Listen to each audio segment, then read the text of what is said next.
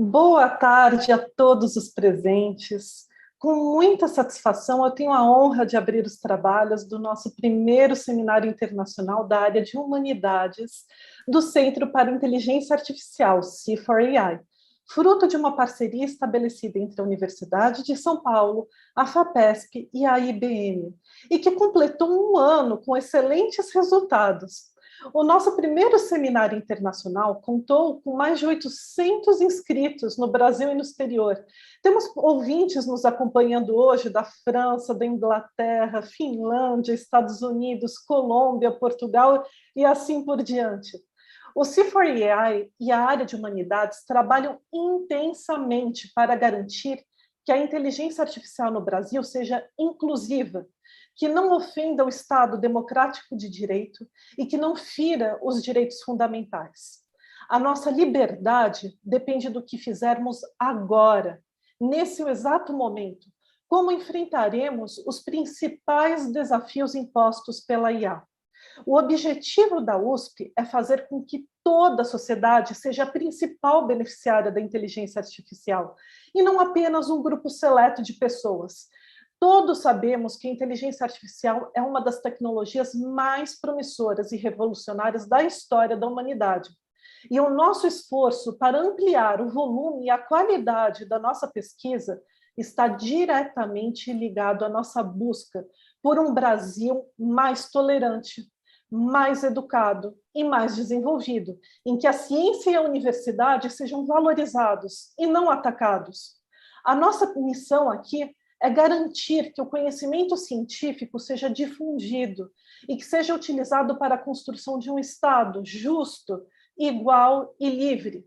A inovação depende muito da liberdade, e é por isso que precisamos garantir que esse espaço de inovação seja inclusivo, tolerante e ético. Sabemos que a inteligência artificial mal utilizada e mal desenvolvida pode reproduzir ou mesmo aumentar desigualdades entre as pessoas e entre países, assim como acarretará a extinção de milhares de empregos. Por isso mesmo, o C4AI pesquisa e atua por um país melhor, por uma humanidade melhor, mais democrática, ética, civilizada. Esse é o espírito que anima o nosso centro e o nosso seminário.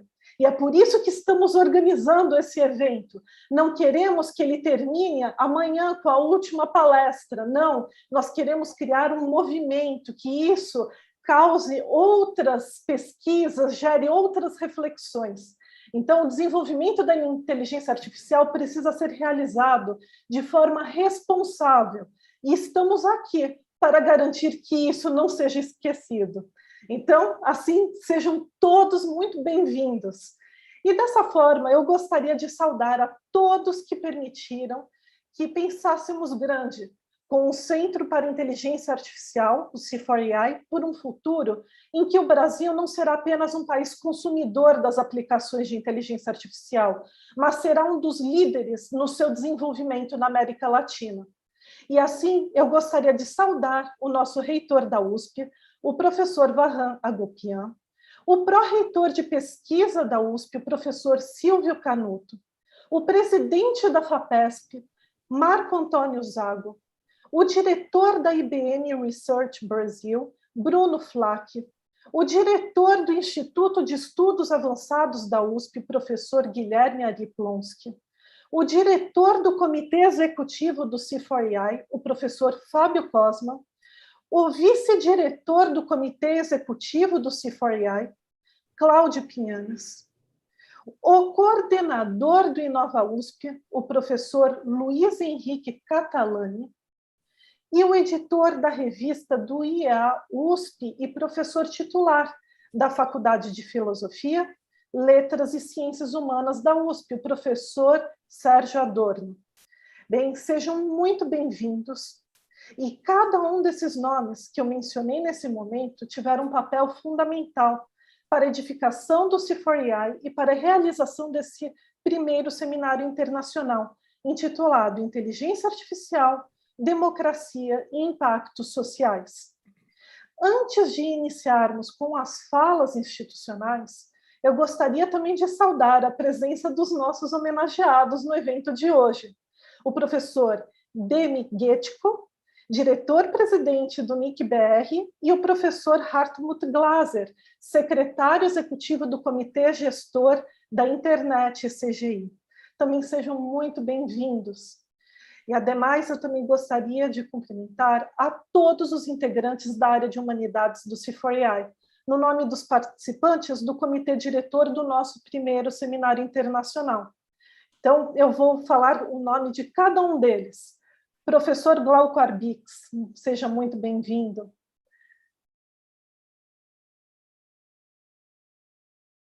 Professora Sara Jane Pérez. Professor João Paulo Veiga. Professora Dora Kaufmann. Professor Álvaro Comim.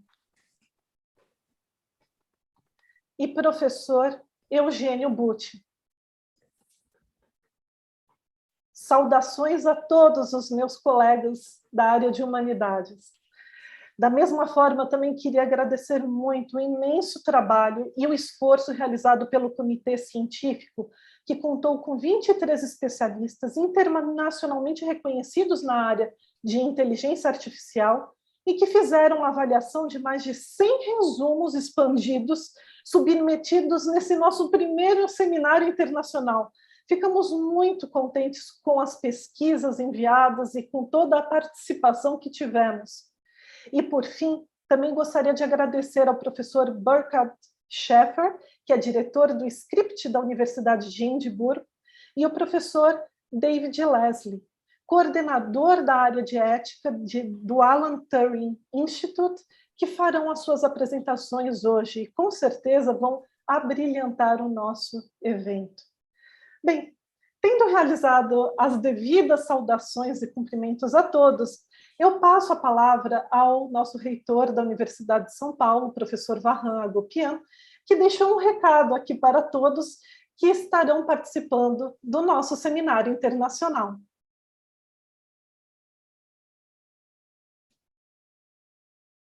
Olá a todos e a todos.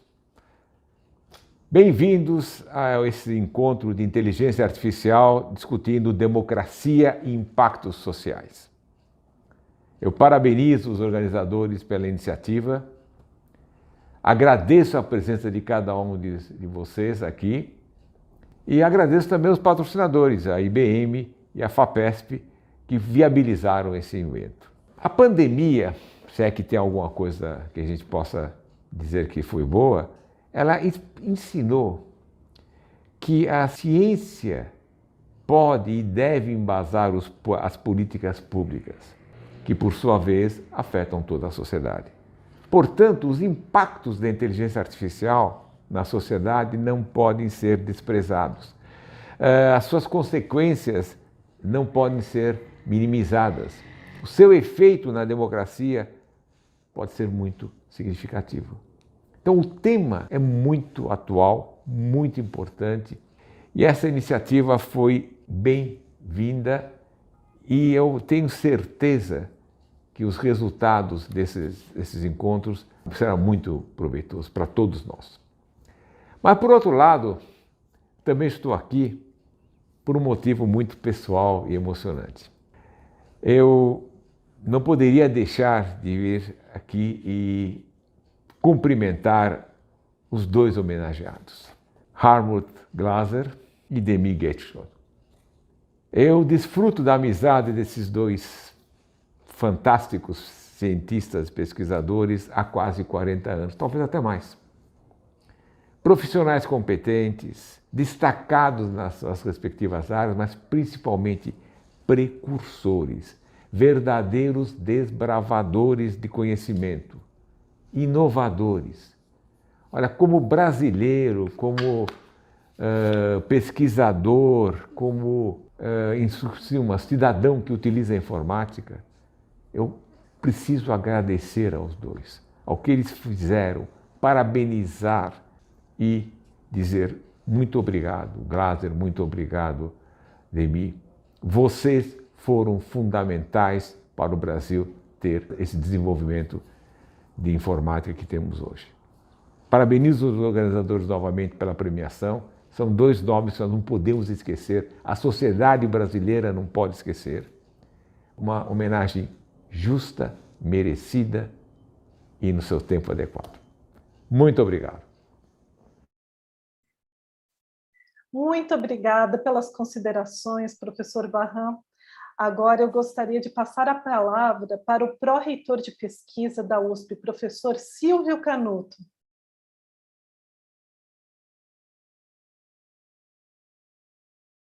Bom, boa tarde a todos.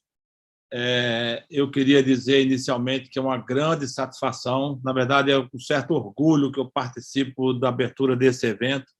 Estou muito satisfeito aqui em estar entre tantos amigos. Queria cumprimentar, obviamente, o nosso magnífico reitor, professor Barran Agopian, que conduziu a Universidade de São Paulo nesses últimos 4 anos com grande maestria. Queria muito cumprimentar também o professor Zago, presidente da FAPESP, por quem todos nós temos agradecimentos de grande respeito. Agradeço a todos os organizadores, em nome do professor Glauco Arbix, agradeço também a possibilidade de estar aqui. Queria também, pessoalmente, prestar a minha homenagem a esses 2 gigantes que estão sendo homenageados hoje. Como disse o professor Barran, é uma área de qual nós temos grande gratidão a esses 2 homenageados de hoje. Cumprimento todos os meus colegas que estão aqui presentes de maneira virtual. É uma satisfação grande.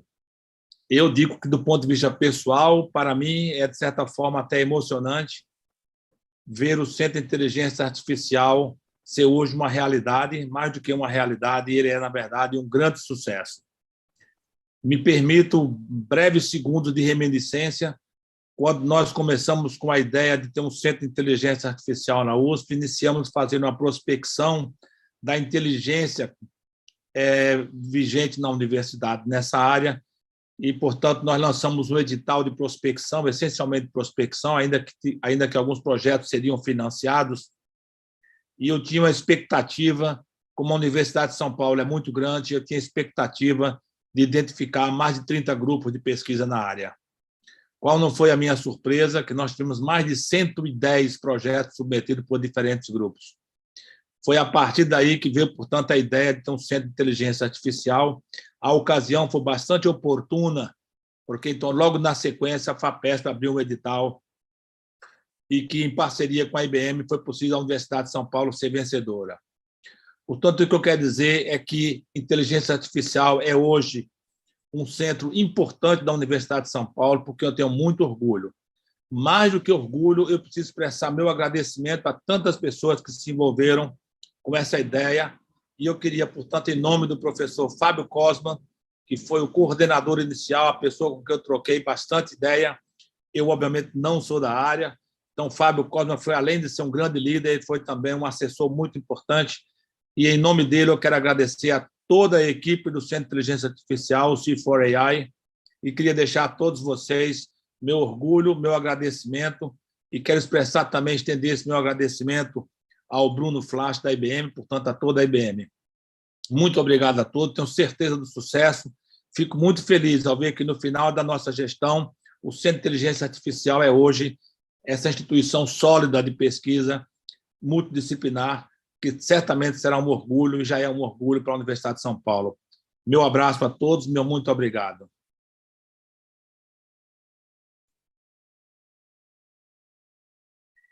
Muito obrigada, professor Canuto. A sua contribuição foi inestimável. E muito obrigada por todo o apoio fornecido para nós, aqui do C4AI. E agora eu passo a palavra ao presidente da FAPESP, o professor Marco Antônio Zago.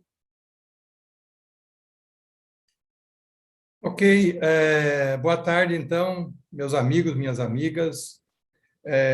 A Cristina já fez um excelente trabalho ao nominar todos os meus amigos que estão aí.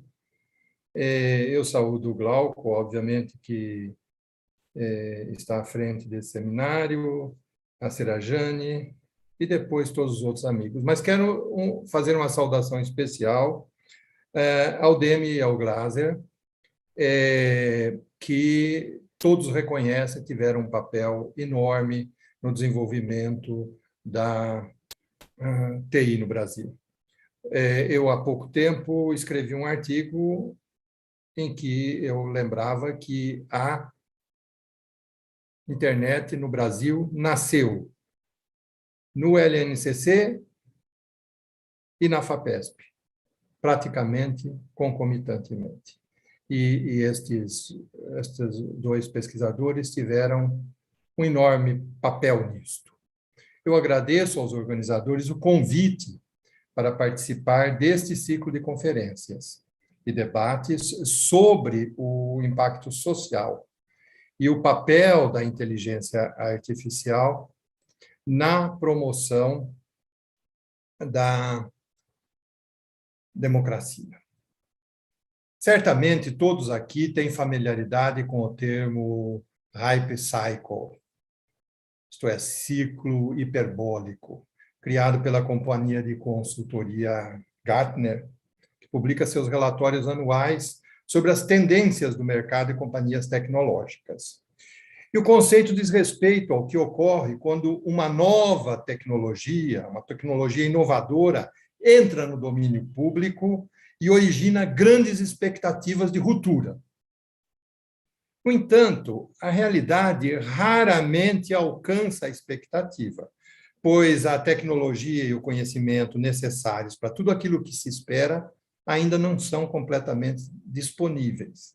E assim, a inovação e a expectativa inflada iniciais, não é, são seguidas por um vale de desilusão, e com o tempo a tecnologia amadurece e dá origem, então, a um período que nós poderíamos dizer assim de iluminismo e um novo nível de produtividade. No que diz respeito a esta abordagem, eu diria que nós estamos nessa fase de grande entusiasmo e nem tudo que esperamos provavelmente será alcançado. Não é? Mas, apesar das limitações, a grande expectativa que cerca hoje essas abordagens tem, sim, sido compensada pelo sucesso alcançado, que, por sua vez, estimula novos progressos em áreas tão diversas como a saúde, gestão de cidades inteligentes, educação, comércio, atividade bancária. Mas, apesar do poder computacional, a inteligência artificial não pode tudo. Ela sozinha não garante a democracia. Quem garante a democracia são os cidadãos. Mas, certamente, a inteligência artificial pode contribuir como instrumento para promover a democracia e nos defender, por exemplo, de fake news. Mas há um alerta necessário. O grande poder computacional associado à inteligência artificial, aos big data, este grande poder não tem ética nem ideologia próprias. A mesma tecnologia pode ser usada para o bem e para o mal. São as pessoas que usam a tecnologia quem define o seu emprego. E, por isso, o progresso científico não pode estar desvinculado da discussão ética. E cabe, por isso, uma consideração. Para que a inteligência artificial e todo esse complexo de tecnologia que estamos falando defenda, de fato, a democracia, é necessário que os cidadãos participem do processo. E, para isso, é fundamental a educação digital e o letramento digital dos cidadãos. E, óbvio, precisamos ampliar a formação de cientistas e fomentar a pesquisa em inteligência artificial e na ciência de dados. A FAPESP tem procurado fazer isso, tem dedicado grande atenção a esta questão. Juntamente com a IBM, financia este centro que hoje promove o seminário, o CIFOR AI, dedicado à pesquisa de temas de grande impacto social e econômico. Os nossos arquivos mostram um total de 1.500 projetos e bolsas já apoiados sobre esse tema. Isso começa lá no final da década de 80, início da década de 90, com os primeiros projetos sobre rede neural e assim por diante. No início deste ano, nós anunciamos a criação de 6 centros de pesquisa em inteligência artificial, juntamente com o Ministério de Ciência e Tecnologia, o CGI, o Comitê Gestor da Internet, NIC.br e assim por diante. Um centro em São Paulo, um em São Carlos, um em Campinas, depois Belo Horizonte, Ceará e Bahia. E temos um edital aberto agora, que criará mais 2 centros. Portanto, estamos progredindo neste aspecto. Mas, ao mesmo tempo que o país progride na incorporação dessa tecnologia, o debate sobre a sua utilização torna-se cada vez mais necessário. E, a meu ver, daí vem a oportunidade desses seminários que vocês estão promovendo e que eu assisto com muito interesse. Muito obrigado.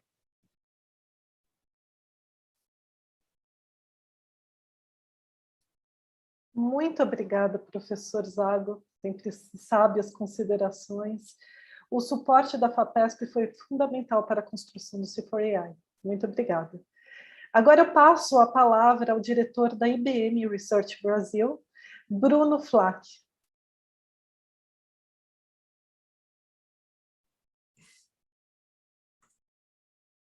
Muito obrigado, Cristina. Boa tarde a todos. Eu gostaria de começar agradecendo profundamente pelo convite. É um prazer e uma honra enorme participar desse evento de abertura e compartilhar a mesa com as personalidades que estão aqui. Eu queria, nesse sentido, cumprimentar meus colegas da mesa de abertura. Eu não vou me atrever a nomear ninguém especificamente, porque eu tenho certeza que acabaria esquecendo alguém e ficaria remoendo isso por muito tempo depois. Então, eu cumprimento com toda alegria, prazer e honra, mais uma vez, de estar aqui junto de todos. Eu vou tentar ser bastante breve. Antes de falar um pouquinho sobre o tema especificamente, eu queria parabenizar os organizadores do evento, em particular, e o C4AI de forma mais ampla.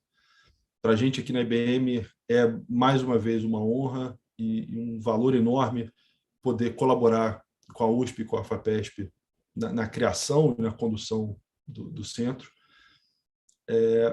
A gente compartilha diversas áreas de interesse comum e, junto do centro e também junto do nosso time interno, a gente busca trabalhar sempre num espectro bastante amplo que vai desde a pesquisa fundamental até aquelas voltadas para tecnologias um pouco mais maduras e que têm já aplicação direcionada para a indústria.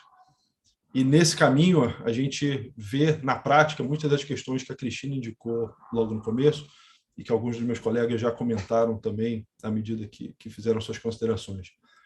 A gente está, certamente, diante de uma das tecnologias mais transformacionais que a humanidade já viu na sua história e que vai, certamente, ter aplicações profundas no mercado de trabalho, no dia a dia das pessoas, nas relações institucionais e na maneira como as sociedades se desenvolvem e vivem daqui para frente. E é, portanto, obviamente, muitíssimo importante que a gente tenha na cabeça e no objetivo todas as possíveis ramificações e impactos que essa tecnologia pode ter no dia a dia das pessoas, no sentido de que a gente gostaria, obviamente, que a tecnologia contribuísse para que a gente melhorasse não só a vida daqueles que trabalham com ela, das empresas que estão atuando diretamente no seu desenvolvimento, mas também de todas aquelas que vão ser impactadas, por exemplo, pelas decisões de modelos construídos com técnicas de aprendizado de máquina, etc. Então, mais uma vez, o centro, de forma geral, é uma das principais iniciativas que a gente tem aqui no Brasil. É uma que a gente acredita e confia profundamente. A gente, nesse primeiro ano, já conseguiu diversos avanços e eu não tenho a menor dúvida de que a gente vai conseguir seguir avançando assim no futuro e espera ter cada vez mais uma colaboração profunda e bastante estreita com os nossos parceiros já existentes e com aqueles que vão se juntar a gente nessa jornada. Muitíssimo obrigado a todos, um ótimo evento e boa tarde.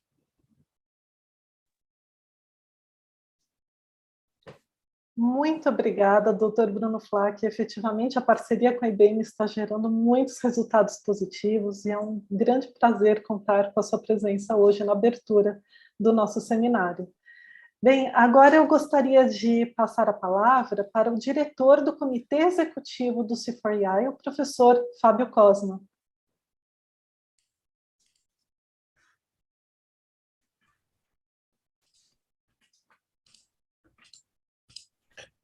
Olá a todos, boa tarde aí, boa noite a todos, todas, né, estão nos ouvindo aí.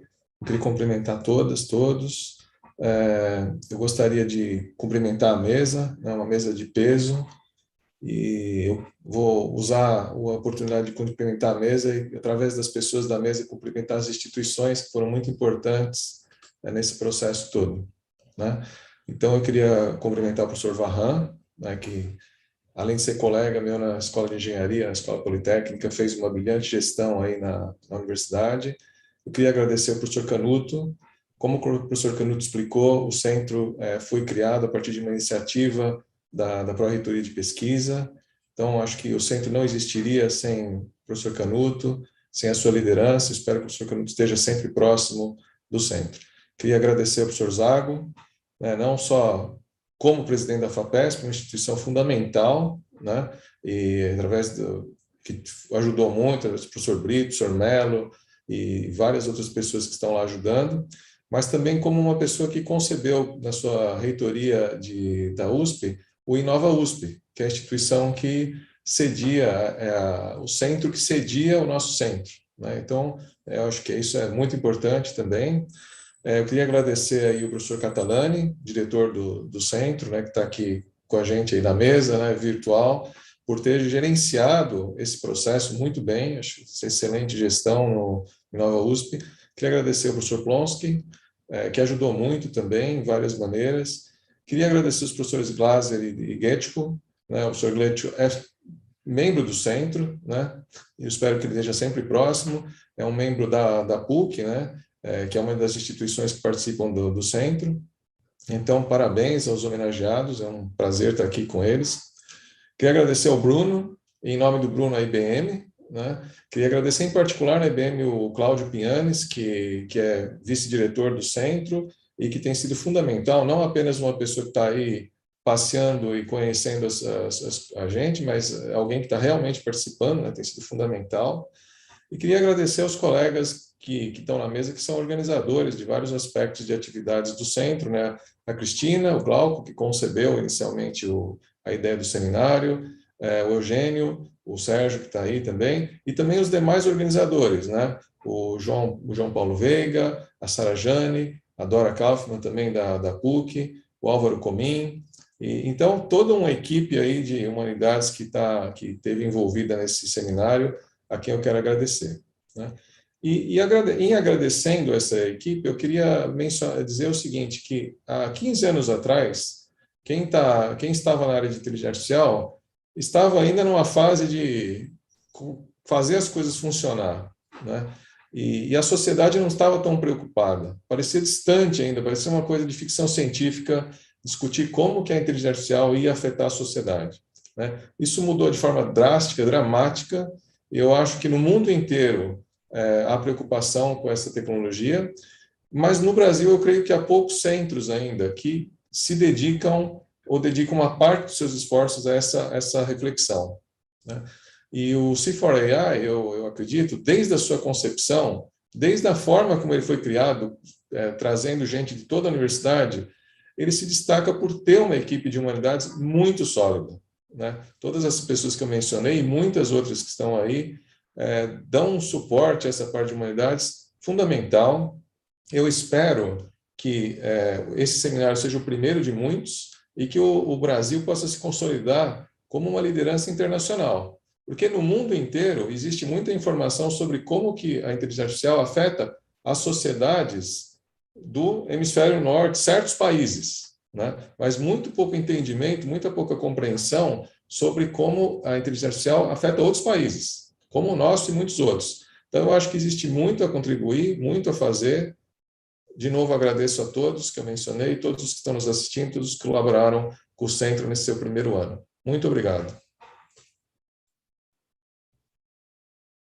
Muito obrigada pelas palavras, professor Cosmo. Aproveito aqui a oportunidade para agradecer, em nome da área de Humanidades do C4AI, por todo o apoio para que esse evento ocorresse. Tenho certeza que a sua ajuda foi imprescindível para todos nós. Muito obrigada. Bem, e agora, antes de realizarmos a homenagem aos professores Demi, Getschko e Hartmut Glaser, nós gostaríamos de apresentar um vídeo curto, mas muito representativo, pois foi produzido para abrir a sessão desse evento específico e sintetiza a pesquisa da área de humanidades do C4AI. Assim, eu convido a todos que estão aqui presentes a assisti-lo.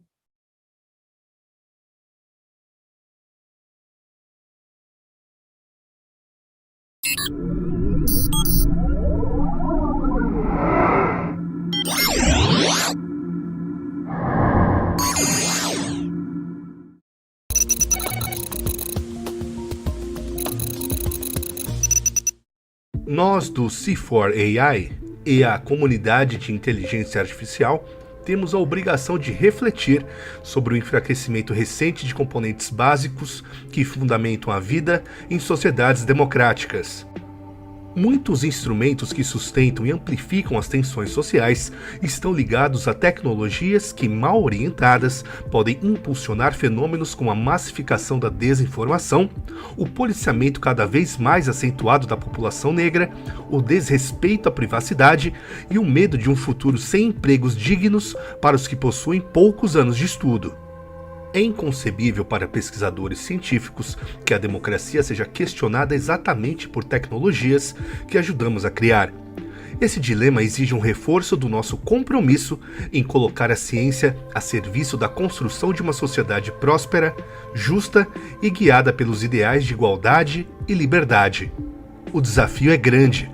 Para isso, precisamos fortalecer nossa visão de conjunto. Este é o caminho para impedirmos que as desigualdades de raça, de gênero, de renda, entre tantas outras, convertam a tecnologia em um vetor de sua reprodução. Temos um longo caminho e o C4AI não se omitirá. Com esse norte, decidimos produzir o primeiro seminário internacional da área de humanidades, para estimular o debate e a produção científica sobre os impactos sociais da inteligência artificial sobre a democracia.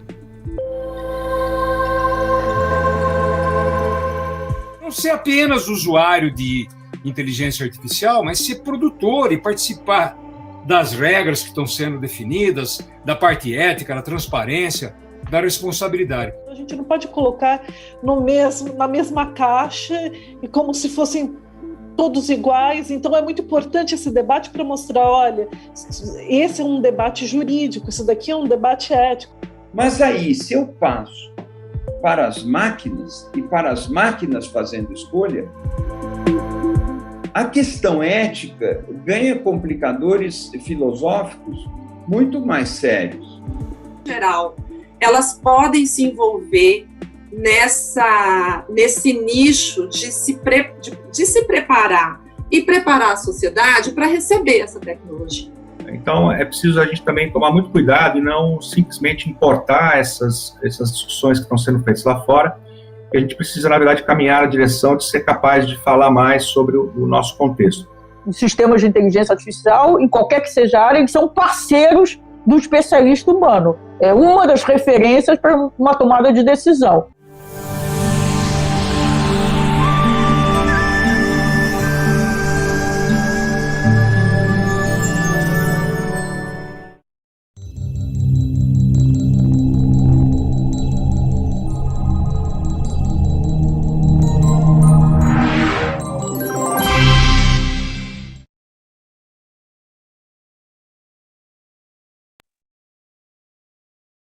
Bem, essa é a nossa mensagem para todos que estão nos acompanhando hoje.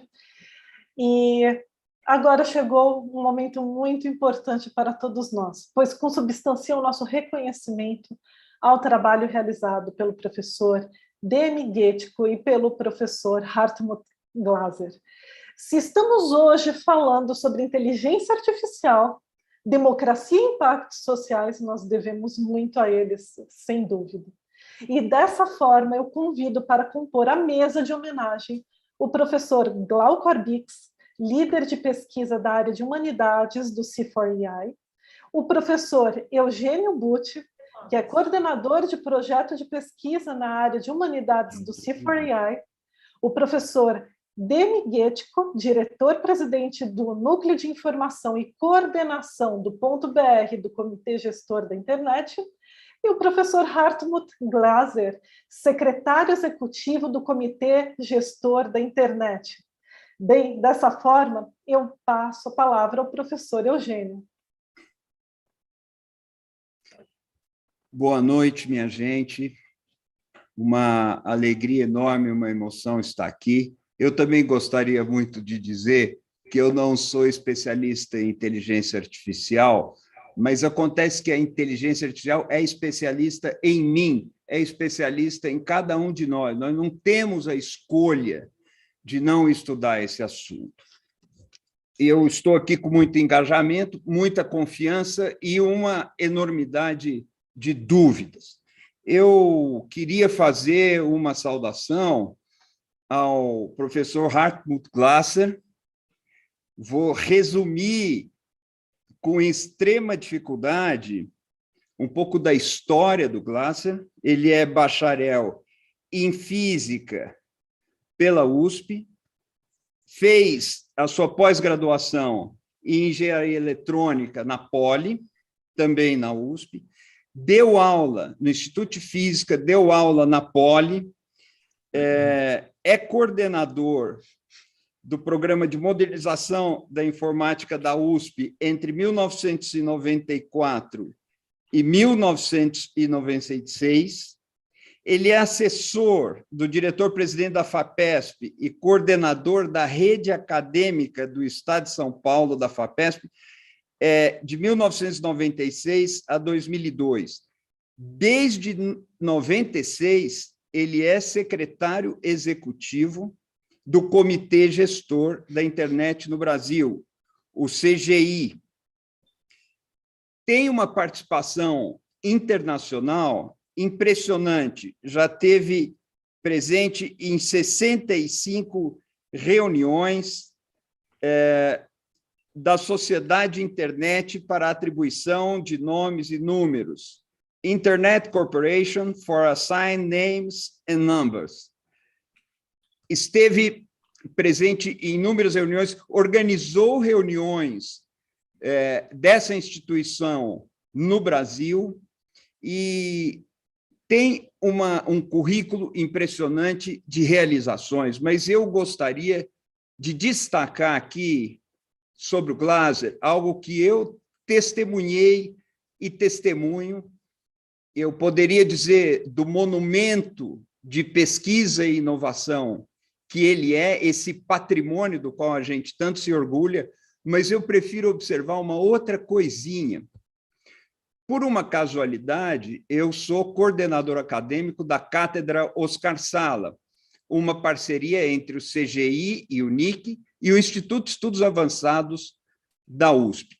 E, como coordenador acadêmico, eu vejo o Glaser como um aluno nas nossas atividades. Ele não perde uma, o que mostra um traço que é a curiosidade, uma certa vivacidade, um espírito sempre em busca do que pode haver ali de novidade, de coisa interessante. E essa é a fagulha, a centelha do grande pesquisador, de todo grande pesquisador e de todo grande inovador. O Glaser tem essas duas coisas, a pesquisa e uma capacidade impressionante de realizar e de fazer acontecer. É com muito orgulho, então, que eu faço essa apresentação, muita alegria. Devolvo a palavra para a Cristina e deixo um imenso abraço com a rubrica da minha admiração ao nosso querido Hartmut Glaser. Nós, da área de humanidades, fazemos nossas as considerações realizadas pelo professor Eugênio Butti, não tenho dúvida. E agora eu passo a palavra ao professor Glauco Arbix. Caros Glaser e meu caro Demi, é um prazer enorme participar desse momento com vocês. Demi, nós temos um contato muito frutífero o tempo todo, você é uma pessoa profundamente acolhedora, jamais vi você negar apoio a uma série enorme de iniciativas que a gente tomou em conjunto, todas elas muito positivas para toda a sociedade brasileira, para a USP, evidentemente. É um motivo muito forte para todos nós. Tenho certeza que eu estou falando em nome de toda essa comunidade que está aqui reunida. Vocês são um orgulho para a gente. Não são palavras vazias, protocolares, a gente fala do fundo do coração. O Demi é um engenheiro eletricista formado na Poli, ele é diretor atualmente, diretor-presidente do NIC.br, que é o Núcleo de Informação e Coordenação de todo o sistema Ponto.br no Brasil, é professor da PUC, ganhou, vejo vocês, em 2014, ele foi eleito para o Hall da Fama da Internet na categoria de conectores globais, com uma participação muito intensa e muito forte. Ele ganhou prêmios da Sociedade Brasileira de Computação. Em 2016, foi admitido na Ordem do Mérito das Comunicações, no grau de oficial, como forma de reconhecimento pelos seus serviços relevantes prestados às comunicações. Recebo aqui um abraço muito forte. E apenas um lembrete para vocês. O Demi foi o promotor, patrocinou, e certamente tem histórias maravilhosas para contar, em 1987, da primeira ligação do Brasil, foi via FAPESP, está aqui o nosso Zago nos assistindo, essa primeira conexão do Brasil com o Fermi Lab, lá em Illinois, um estado nos Estados Unidos, e foi exatamente patrocinado e promovido pelo próprio Demi. Receba o nosso caloroso abraço, o C4AI, assim como todos aqueles que usam a internet, deve muito a vocês tiveram um peso muito importante para a definição dos padrões, né, da internet brasileira, que é um exemplo para o mundo, né, a maneira como ela funciona, a maneira como ela assegura privacidade, liberdade, a autonomia que ela tem. Isso é muito precioso, isso não se encontra em qualquer momento. Estou bastante tocado por esse momento. Gostaria de dizer para vocês que vocês precisariam receber, ainda que simbolicamente, já que nós não podemos, por conta da pandemia, fazer a entrega pessoal, gostaria que os nossos responsáveis técnicos colocassem no ar as placas de homenagem a vocês, que vocês vão receber. Então, tem a placa aqui do professor Glaser e tem a placa do professor Demi. Recebam um grande abraço em nome de toda a Universidade de São Paulo, em nome de todos aqueles que pesquisam a inteligência artificial. Esse abraço é muito sincero e valoroso para todos nós. Muito obrigado.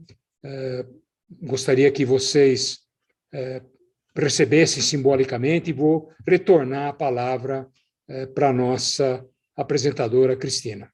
Muito obrigado. Muito obrigada, professor Arbix, pelas considerações que transmitem o sentimento que todos nós compartilhamos em relação aos homenageados de hoje.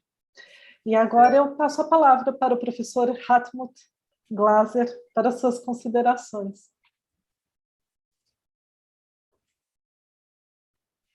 Boa noite a todos. No dia 25 de agosto desse ano, eu fui surpreendido com uma mensagem firmada por uma série de doutores, cujos nomes já foram mencionados várias vezes, hoje à tarde e hoje à noite. Estava lá o nome do professor doutor Glauco Arbix, João Veiga, Eugênio Bucci, Cristina Godoy, Sarajane Pérez, Álvaro Comim e Dora Kaufmann. Em nome desses professores, eu quero cumprimentar a todos os demais presentes neste momento tão especial. Eu sou obrigado a reconhecer que há muito doutor presente numa reunião para ouvir um simples professor aposentado da Escola Politécnica.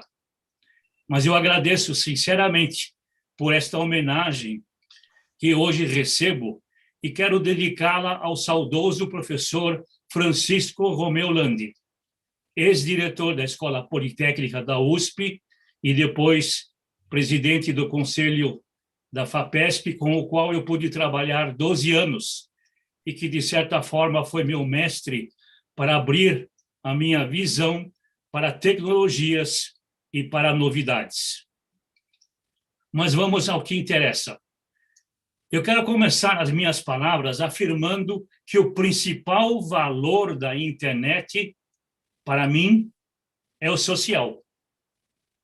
A internet é um ambiente físico e um ambiente lógico sobre o qual as pessoas fizeram e continuam fazendo as mais diversas construções. Entre estas construções, destacam-se correio eletrônico e a web. É por isso que a internet tornou-se um ambiente de interação humana, de entretenimento, de transações comerciais e de oportunidades para compartilhar conhecimentos. É claro que acredito e defendo que este ambiente deve ser disponível para todas as pessoas, independentemente do hardware ou do software, da infraestrutura da rede, da cultura, da localização geográfica, da habilidade física ou mental, da condição socioeconômica ou da própria instrução de cada pessoa que participa dessas redes. O crescimento gigantesco do alcance e do uso da internet globalmente tem gerado um tráfego de dados igualmente gigantesco. Isso se tornou ainda mais intenso nesses momentos de epidemia mundial que obrigou a população do planeta a um isolamento social e a continuar realizando as suas atividades cotidianas a partir da sua casa, remotamente, se possível, online, em todas as suas aplicações. Diversas pesquisas mostram o aumento do número de reuniões e atividades virtuais por meio de videoconferência durante a pandemia do Covid-19. As ferramentas permitem a comunicação e a troca de experiências sem um deslocamento, sem aglomeração de pessoas, além de também permitir o compartilhamento entre os participantes, tanto de imagens como de sons, links de documentos e chats entre todos os participantes. É o uso intensivo da internet que caracteriza o comportamento dos indivíduos e organizações na rede mundial de computadores. Cada sítio que é acessado, cada busca que é feita, cada transação comercial, cada vídeo e cada imagem que são vistos e compartilhados, cada página que é publicada, são dados da maior relevância e coletados para alimentar o aprendizado de máquina dos modelos de inteligência artificial e que farão as recomendações de produtos e da tomada de decisão. Assim, a internet, em especial por meio das aplicações web, tem se tornado tanto a porta de entrada como a porta de saída para as aplicações de inteligência artificial. Porta de entrada como fornecedora de massa de dados coletados nas redes sociais e nos acessos via navegadores. E porta de saída como plataforma de acesso aos serviços oferecidos pelas aplicações que fazem uso das tecnologias de inteligência artificial. O crescimento da adoção destas tecnologias no mundo e também no Brasil tem chamado a atenção de toda a sociedade brasileira, tanto em seus aspectos de capacidade e habilidade para o seu uso, como nos aspectos éticos, centrados nos valores humanos, no desenho e na implementação dessas tecnologias.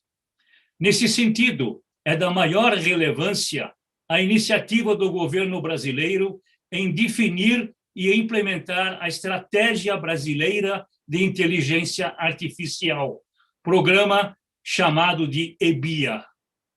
Para o Comitê Gestor da Internet no Brasil, uma entidade multissetorial criada por um decreto presidencial em setembro de 2003 e confirmando uma portaria interministerial anterior de maio de 95, e que tem a atribuição de coordenar a governança da internet no país, a formulação desta estratégia brasileira para a inteligência artificial deve dar ênfase nos aspectos positivos da adoção de IA, mitigando potenciais riscos para os diferentes setores produtivos e também para a atuação do setor público.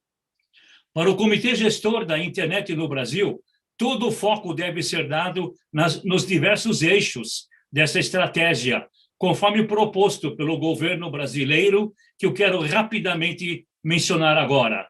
Um primeiro eixo de legislação, regulação e uso ético, o segundo eixo de governança da inteligência artificial, no terceiro eixo, aspectos de cooperação internacional, no quarto eixo, qualificações para um futuro digital, no quinto eixo, força de trabalho e capacitação, no sexto eixo, pesquisa, desenvolvimento, inovação e empreendedorismo, no eixo 7, aplicação para os setores produtivos, no eixo 8, aplicação no poder público e no último eixo, segurança pública em geral. E é com muita satisfação que o nosso Comitê Gestor da Internet no Brasil se posicionou nessa iniciativa de maneira colaborativa e propositiva ao participar principalmente das atividades do eixo 2, que fala da governança da inteligência artificial, com as suas diversas ações estratégicas. Eu quero resumir a participação do CGI apenas com uma frase. O CGI quer apoiar o fomento para políticas públicas no campo da ciência, da tecnologia e da inovação, participando da cooperação e da coordenação internacional e investindo na preparação e na formação de novas gerações para um futuro digital. O exemplo dos países desenvolvidos, a construção de um ecossistema de excelência em inteligência artificial no Brasil, demandará uma articulação dos vários eixos já mencionados. Será necessário estabelecer e mapear princípios e iniciativas de governança e legislações sobre inteligência artificial. Será necessário ainda investir esforços na geração e na disponibilização de dados que possam subsidiar a criação de modelos de inteligência artificial específicos para o nosso mercado brasileiro. E finalizando as minhas palavras, somente com um modelo de governança multissetorial, transdisciplinar, e que considera não apenas aspectos técnicos, mas também aspectos sociais dessa nova tecnologia que está emergindo, é que poderemos falar e efetivamente desenvolver avanços para o Brasil no uso da inteligência artificial. Mais uma vez, obrigado a todos por esta imerecida homenagem. Boa noite. Muito obrigada, professor Glaser. Realmente o papel do CGI vai ser, e vai ser com toda certeza muito importante para o futuro digital do Brasil e para a construção de uma IA de confiança. E nós nos sentimos privilegiados por podermos realizar essa homenagem. Muito obrigada por recebê-la de forma tão atenciosa. A sua importância para a internet no Brasil é imensurável. Saiba disso, e essas palavras são do coração, como o professor Ary falou. Bem, agora eu gostaria de passar a palavra para o professor Demi Getschko. Bom, boa tarde a todos. Evidentemente, é uma subida honra estar na presença de amigos tão notáveis, esses todos que compõem a mesa e compõem, inclusive, esse seminário. Assisti um pedaço do seminário hoje de manhã, muito interessante, tem mais seminário amanhã, e eu acho que isso é uma grande iniciativa. Eu sou, evidentemente, fruto da USP, da Escola Politécnica, e como vários de nós aí que estão reunidos aqui, e a gente acompanhou isso nos anos 70, quando a gente começou lá no Centro de Computação. Já havia alguma coisa em redes, mas eram redes de integração de bibliotecas, o CIB, o IBICT tinha uma coisa nisso, a gente discutia isso. Tinha formas de acessar bibliotecas de medicina lá fora, a National Library of Medicine, que eu me lembro dos Estados Unidos, o pessoal queria acessar. Em suma, tinha essa tendência para usar redes. Eu me mudei para a FAPESP em 85, e ali a pressão para acessar as redes do pessoal, principalmente fazia pós-graduação no exterior e voltava, foi extremamente grande. E graças, digamos, à liderança do professor Oscar Sala, nós montamos um time lá, cuja função básica era prover serviço à academia do Estado de São Paulo, que depois se expandiu para o país aí, adicionalmente. Quando a gente começou a pensar nessa ligação, evidentemente o Fermi foi o lugar adequado, os físicos da USP conheciam o Fermi tremendamente, tinha um passe livre lá o tempo todo. Nós fizemos uma conexão com o Fermi, numa velocidade espantosa, 4.800 bits por segundo, 4.800 bits por segundo, por cabo coaxial submarino, porque não havia cabo óptico naquela época, ligando o Brasil até Illinois, né, perto de Illinois, lá, perto de Chicago. E quando fizemos isso, descobrimos que o Rio estava fazendo a mesma coisa, a LNCC também estava se ligando, e também a rede BitNet, que era a rede que nós usamos, Because It's Time Network, uma rede muito simplinha, só texto, né? Então, o Fermi e nós nos ligamos, eles chegaram um mês antes da gente, ligando em Maryland, enquanto nós nos ligamos ao Fermi. Só que nós tivemos uma vantagem nesse processo, né? Como físicos estavam envolvidos, aí o professor Sala, o pessoal do Fermi, e nós na FAPESP tínhamos máquina DEC, aliás, éramos fãs da máquina DEC, nós pudemos usar, além da BitNet, a RapNet, que era uma rede que usava DECnet. E DECnet era uma rede muito mais poderosa, tinha acesso a computador, você podia fazer uma coisa equivalente ao Telnet, que apareceria depois. Então, nós já ficamos meio mordidos por essa coisa que ia além do texto simples da BitNet. Daí, evidentemente, foi registrado o BR em 89, e aí uma linha reta que vem até hoje formando o NIC. O NIC, evidentemente, ganhou estrutura e CNPJ em 2003, mas é essa linha de 89 que vem reto aí. E essa linha teve algumas inflexões no meio do caminho, mas todas elas, digamos, adequadas e positivas. A primeira inflexão foi que, obviamente, lá por volta de 93, 94, na verdade, 94, ficou claro que a rede não se limitaria à academia. Nós tínhamos exemplos nos Estados Unidos, a CompuServe migrando milhares de usuários para a internet, em geral neófitos que não sabiam o que ia acontecer lá. No Brasil também, algumas BBS na época, Canal VIP, depois o Mandic, quiseram se conectar, então ficou claro que isso sairia do âmbito acadêmico, e nessa hora ficou muito evidente que era importante ter uma instituição como o multissetorial, como o CGI, que foi criado em 95, com o apoio de todos aqueles pioneiros iniciais, o Tadao Takahashi, o Michael Stanton, o Alexander Grosswood, o pessoal envolvido nas ligações. O Comitê Gestor foi criado em 95, e ele foi mais um exemplo que eu acho que internacionalmente foi muito bem visto. No Brasil, se tem uma coisa que é bem vista lá fora, cá entre nós, é a estrutura ao redor da internet. A área técnica da internet brasileira é muito boa, não tivemos problemas com o BR, suportamos muito bem a pandemia e todo o resto, mas a área de legislação e de conceito é muito boa também. Por exemplo, o Comitê Gestor foi criado multissetorialmente, até antecedendo a ICANN, que é um órgão multissetorial por excelência, é o que dizem por aí. Então, a internet traz esse conceito de discussão multissetorial, que agora, evidentemente, não pode ser abandonado quando se discute inteligência artificial, como, aliás, muito bem mostra esse seminário que nós temos hoje aí. Então, a interdisciplinaridade, a multissetorialidade agora está embutida nas discussões, e vem, de alguma forma, impulsionado pelo que a internet fazia lá nos velhos tempos. Então, quer dizer, nós passamos por todo esse período e, cá entre nós, eu sou, evidentemente, não só muito grato à USP, como um grande fã da USP. Tive a chance de nessa reunião, ouvimos a palavra do reitor Varran e do reitor anterior, o Zago. Eu tive a sorte de estar no grupo de informática desses dois reitores aí, e foi uma grande honra poder ver a evolução da informática na USP, que eu acho que é extremamente notável e importante, isso é fundamental. E, novamente, a USP se ressalta ao criar um centro de inteligência artificial antecipatório, e um centro com essa qualidade que tem esse daí, com áreas de humanidades envolvidas, transdisciplinaridade, o Fábio Cosma, o Pianês, todo mundo reunido aí, criando uma iniciativa realmente louvável, da qual a gente tem, de novo, honra e orgulho de poder participar assistindo.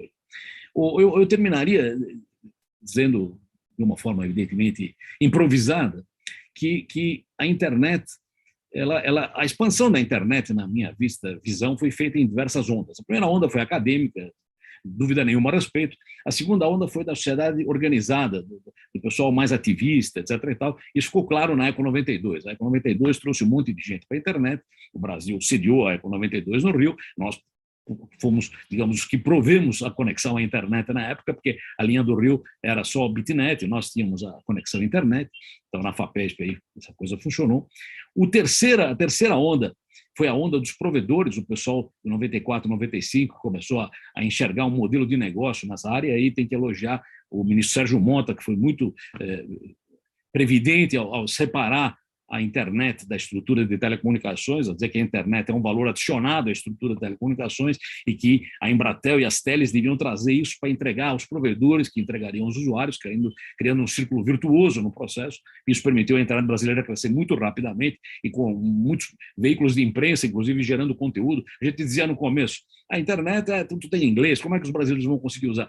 Rapidamente isso mudou, conteúdo em português em 95 já tinha um monte, então essas coisas mudaram rapidamente, foi a terceira onda. A quarta onda foi o governo, na minha opinião. O governo criou serviços via internet para a comunidade, isso foi muito bom. E a quinta onda foram as teles descobriram que finalmente o negócio era a internet e passaram a trabalhar não simplesmente entregando canos vazios para que a gente colocasse o líquido no cano, mas passaram já a alugar o cano cheio, eles já passaram a trazer o cano já com a carga de internet específica, e essa é a onda que nós estamos vendo atualmente, e a importância nossa é preservar, digamos, esses conceitos da internet muito bem descritos no decálogo que o CGI fez, e que depois se tornou no Marco Civil. Então, fechando o cenário, nós temos também uma excelente legislação da internet. O mundo inteiro reconhece que o Marco Civil é uma legislação brilhante, muito adequada à internet, defendendo a neutralidade, defendendo a inimputabilidade de determinadas camadas, são certamente inimputáveis. Um carteiro que te entrega uma carta não tem culpa se a carta fala mal de você ou bem.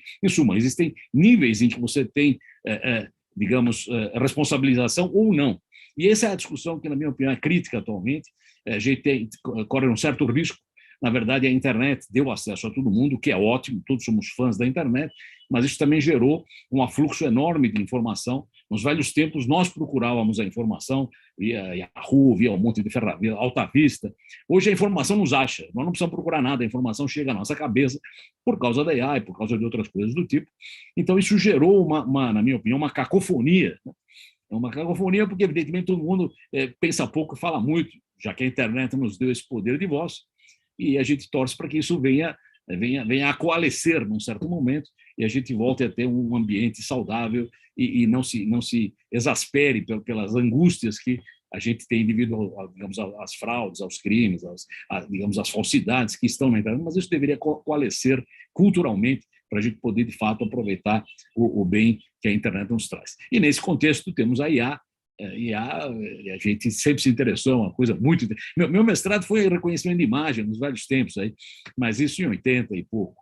Depois eu migrei um pouco da área, o doutorado foi meio em supercomputação, mas não diretamente em IA. Mas essa é uma área extremamente, digamos, interessante, e eu falaria o único caveat a respeito. Hoje, como isso é um termo importante no marketing e na moda, tudo é etiquetado como IA, e algumas coisas são IA e outras coisas não são IA. Então, é muito importante, primeiro, separar o que é IA do que não é IA, e, segundo, o que for IA precisa ser tratado, como bem foi dito aqui em várias falas iniciais, uma ferramenta para o bem e progresso da comunidade como um todo e não como algo que decida por si o que é certo ou errado, que então estaremos entregando o nosso destino nas mãos de coisas absolutamente incontroláveis. Porque a IA é incontrolável. Alguém fala, precisamos fazer transparência na IA. Qual a transparência que fará você ganhar de um programa de IA que joga xadrez? Não há transparência que resolva, ele vai ganhar de você, mesmo que você saiba qual é o código que está lá, ele ganhará de você. Então, não devemos ter ilusões a respeito disso e devemos ter bastante controle e cuidado com isso. De novo, extremamente honrado de estar presente nessa reunião, um grande abraço a todos e eu me despeço por aí, boa noite. Muito obrigada, professor Demi. Sábias palavras e excelentes considerações, realmente indo nessa linha, né, que nós queremos construir uma IA de confiança, uma IA responsável em uma sociedade justa, igual e livre, né? A nossa vida está nas mãos do que vamos fazer agora, nesse momento. E sinta-se abraçado por todos nós, professor Demi. Estamos muito contentes por termos a oportunidade de prestar essa homenagem que representa o nosso reconhecimento por todo o seu esforço e trabalho para que tivéssemos a internet no Brasil. Muito obrigada. Bem, então eu também gostaria eu agradeço a todos os homenageados e aos integrantes dessa mesa, professor Glauco Arbix, professor Eugênio Butti, e além disso também não podemos deixar de agradecer aos nossos parceiros institucionais que apoiaram a realização desse evento de hoje, SEBRAP, o NIC.br, o IAPD, Instituto Avançado de Proteção de Dados, Observatório de Inovação e o IA-USP. Muito obrigada por todo o apoio. Se estamos aqui hoje, nós devemos muito a vocês. Bem, agora gostaríamos de iniciar o debate sobre o tema de IA e democracia, que é por isso que também nós resolvemos fazer esse evento, passando o vídeo para o professor David Leslie, que é coordenador da área de ética do Instituto Alan Turing e que preparou uma apresentação exclusiva para o evento de hoje. E é muito importante ressaltar que o Instituto Alan Turing foi criado em 2015, sendo fundado por 5 grandes universidades do Reino Unido, Cambridge, Edinburgh, Oxford, UCL e Warwick, sendo atualmente um centro de pesquisa em IA internacionalmente reconhecido, tem excelentes relatórios que muitos acompanham e que recebeu um financiamento só para o ano de 2021 e 2022, 10 milhões de libras para pesquisa sobre o futuro da IA e a Data Science do Reino Unido. Então, eu vou transmitir aqui o vídeo do professor David Leslie, que dá um panorama geral da pesquisa nessa área de ética e inteligência artificial.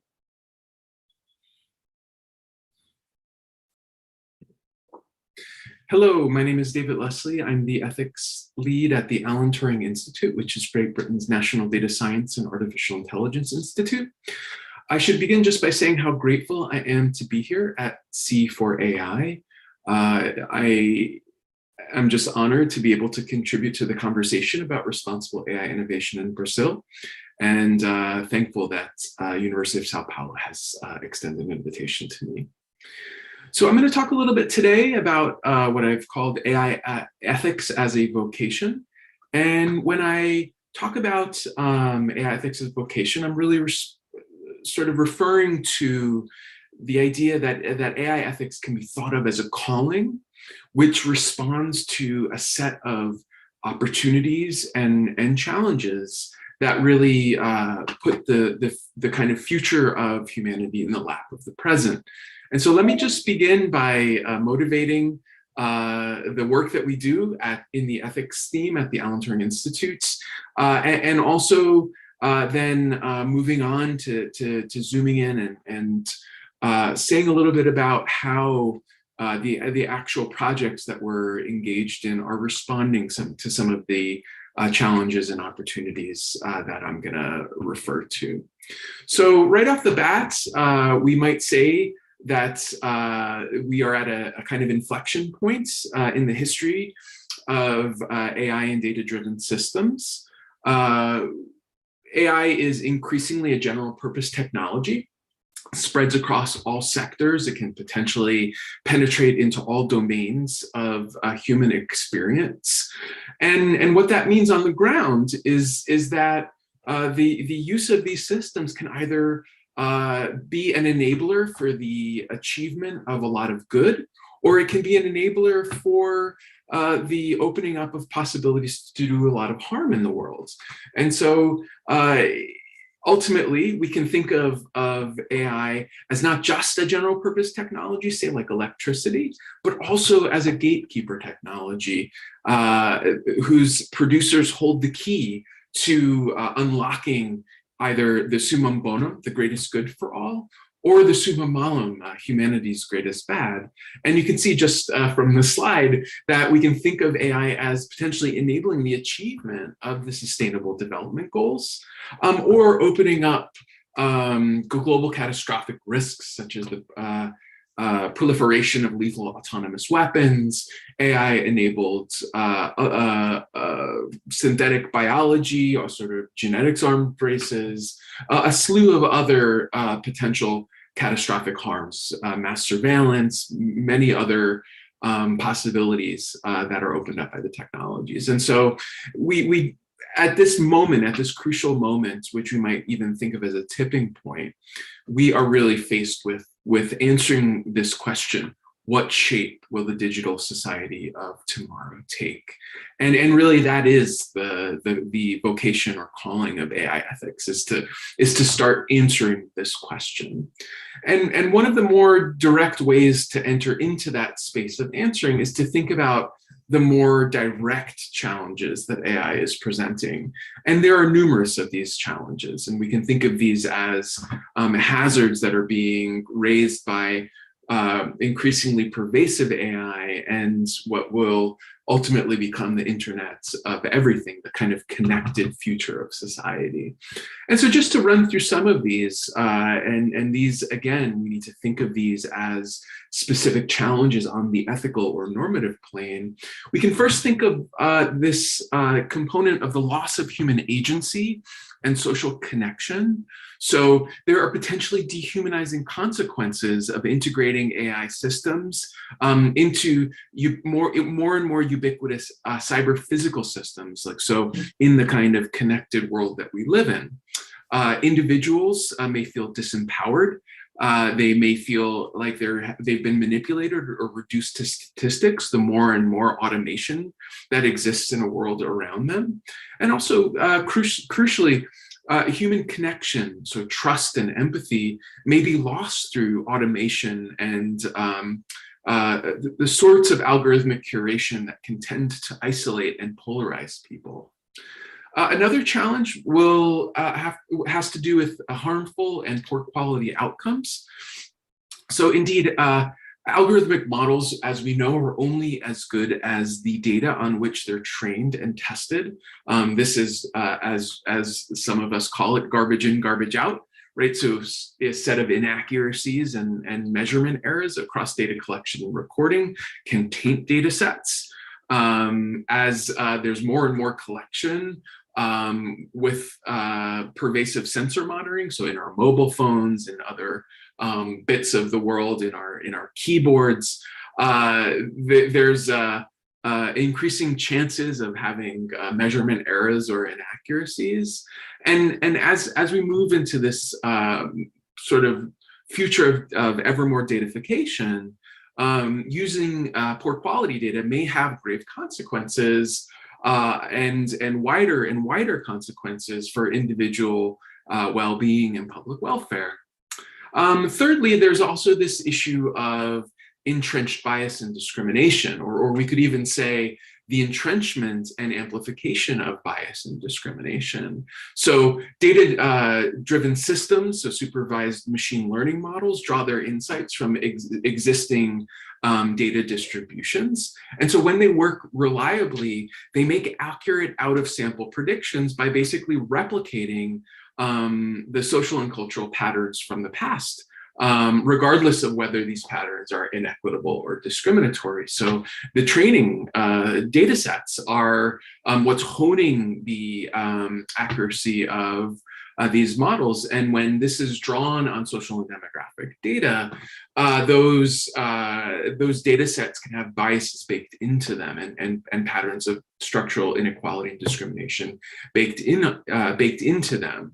And so in the big picture, ubiquitous analytics of social data, so data that's of a social and demographic nature, may augment discrimination and structural injustices. And this is a major problem that we simply need to stem as early as possible as we try to kind of craft the future of some use cases for AI.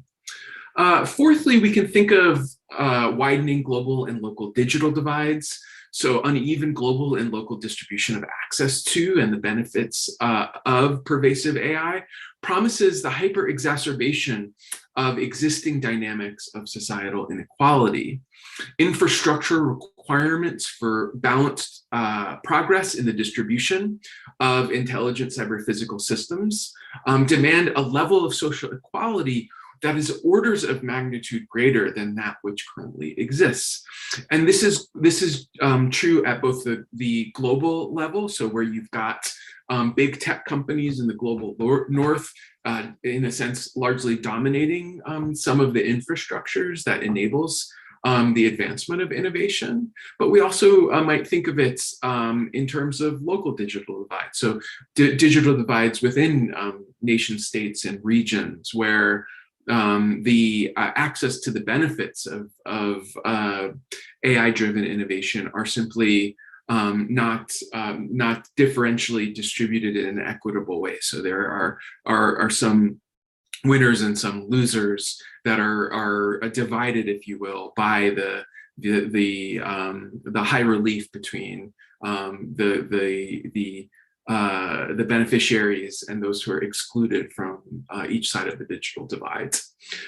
Fifth, we can think of issues of data integrity, privacy, and security.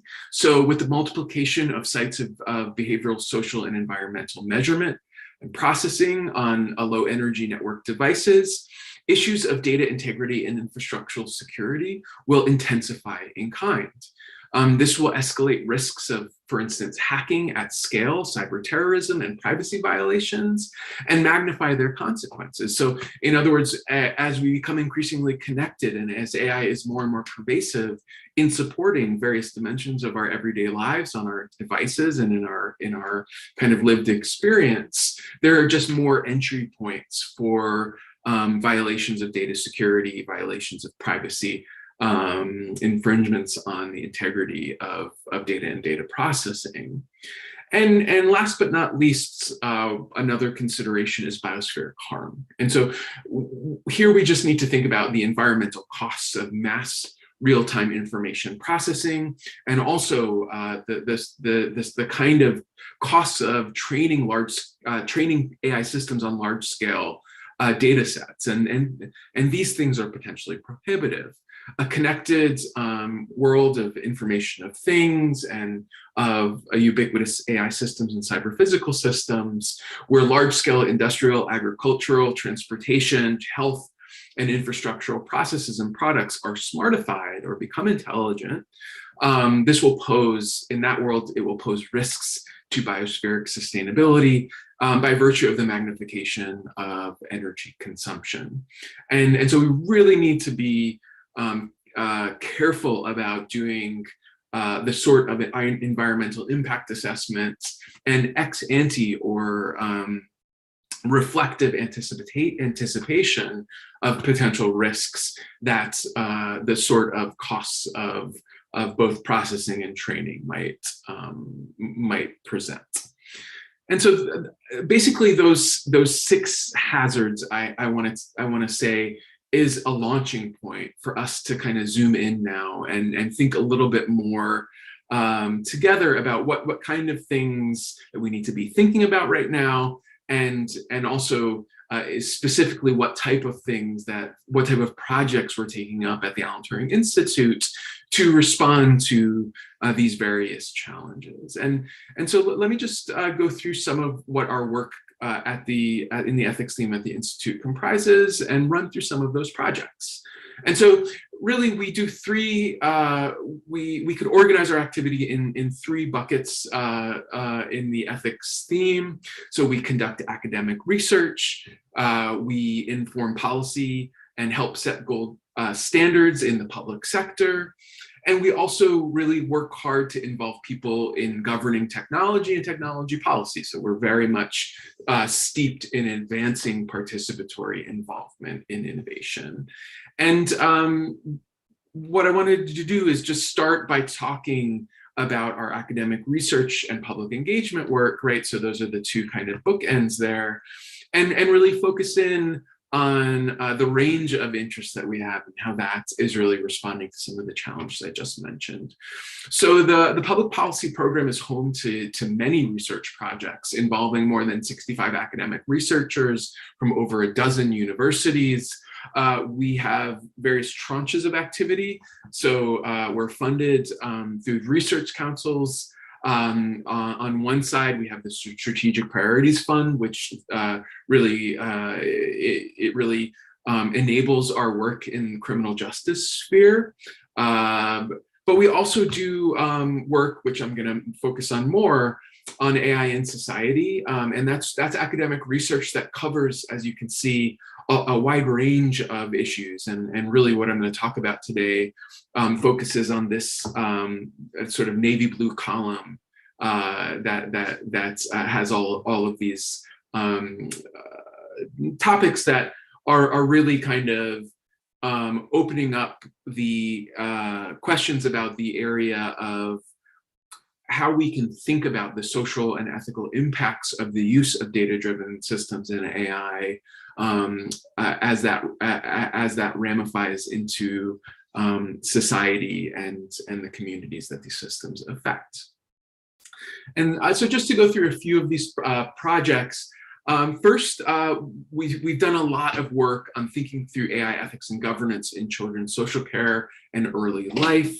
In January 2020, we published a comprehensive study on the ethics of the use of machine learning in children's social care that was undertaken in collaboration with the Rees Center Oxford. And really this work, if we can think back to the challenges, focused on both the kind of data quality dimension, but also on the possibility that use of data-driven systems in children's social care can really act to amplify discriminatory patterns, especially when the systems that are being constructed and the predictive risk models that are being constructed are not done in a sufficiently discrimination and bias aware way.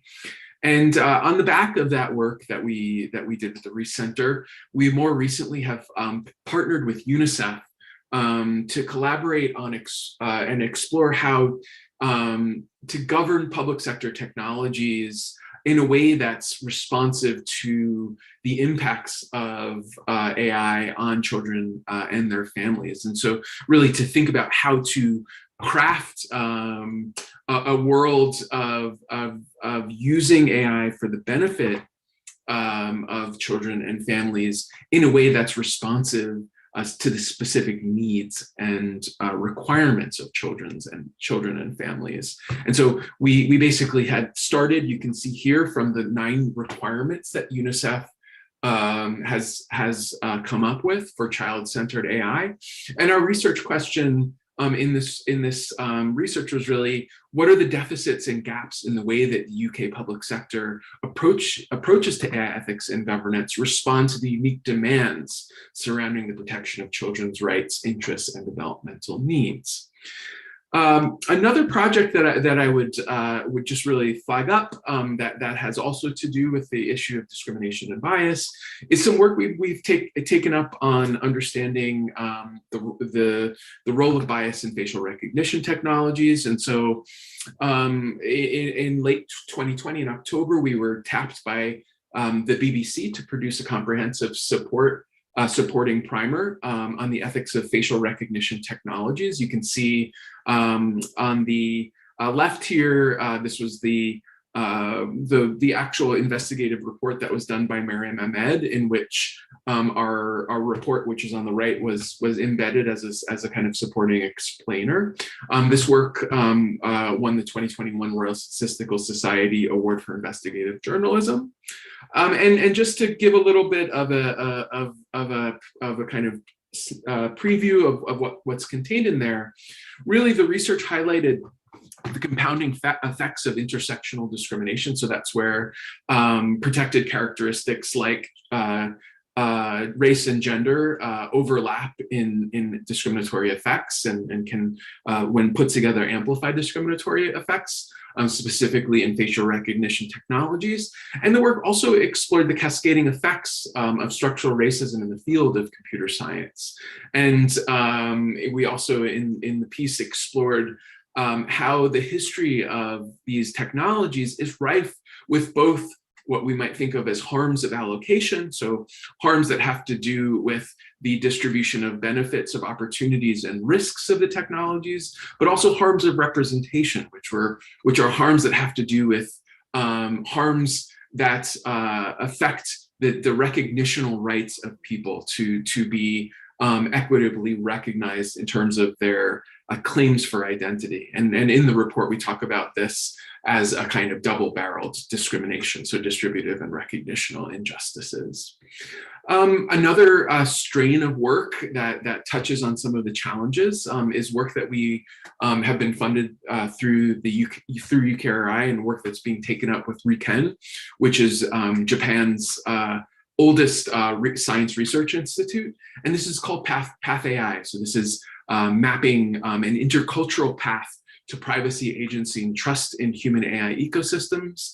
And it's really important to note here that this work is really zeroing in on thinking through not just how we really do need to think about how increasing automation and pervasive AI is creating challenges for privacy, challenges for human autonomy, challenges to levels of social trust and solidarity in virtue of, say, the polarizing effects of some of these large-scale technologies. But we need to think of that in the ethical space, not just through a kind of a Western-centered anchoring. We need to think of it interculturally, because these are global problems, and that's really kind of what Path AI sort of takes on, is how do we start to think of these issues interculturally.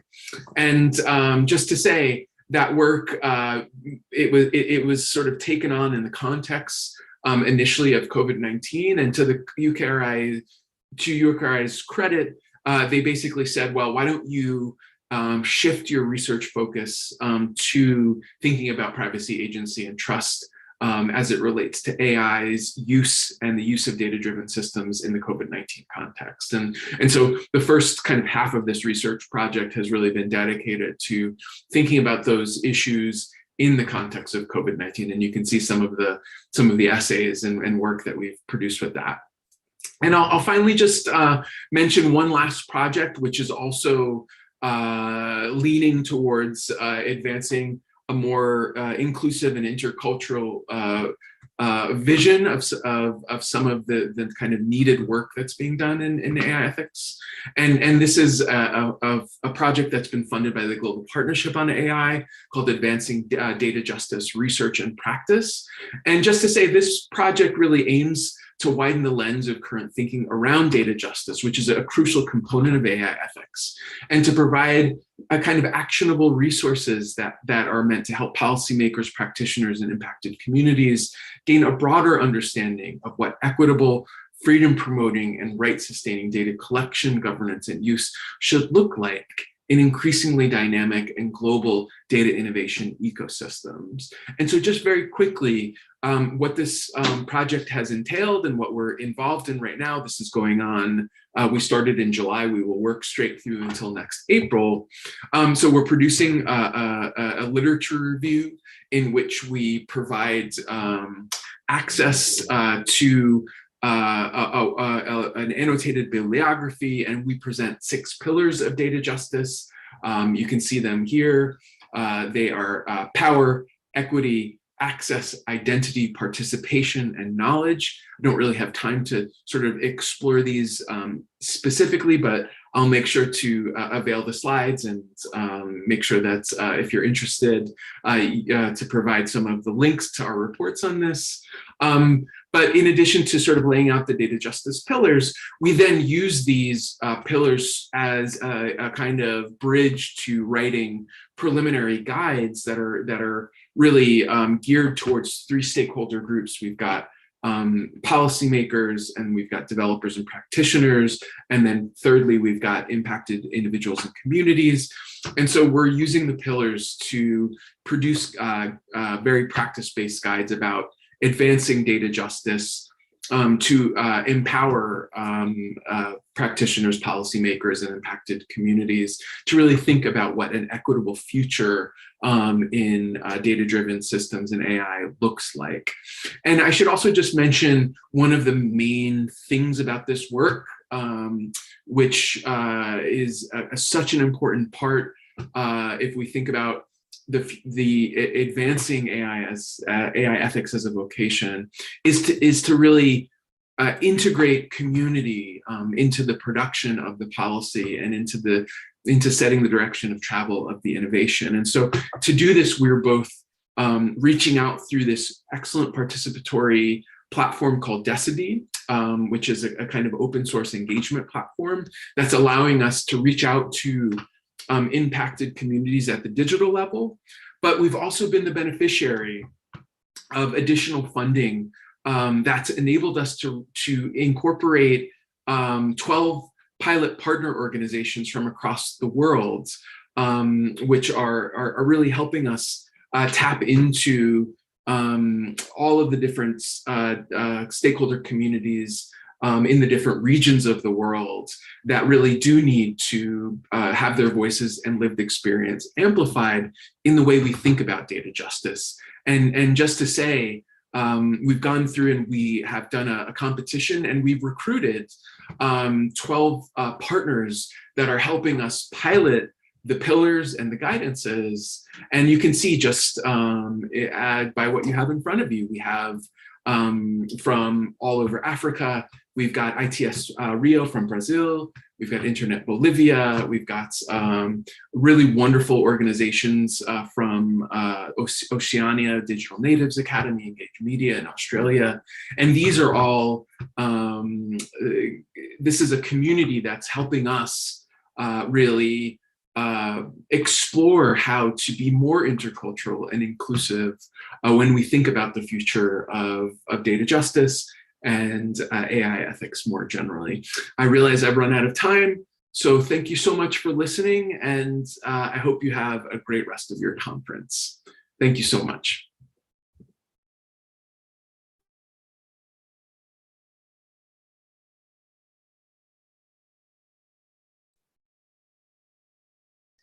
Muito obrigada, professor David Leslie. Os projetos de pesquisa apresentados são muito instigantes e tocam pontos sensíveis relacionados à ética e à inteligência artificial, sem sombra de dúvidas. Bem, agora chegou o momento da nossa palestra sobre altos riscos no Tribunal Superior, diretrizes legais e éticas para a inteligência artificial no sistema de justiça.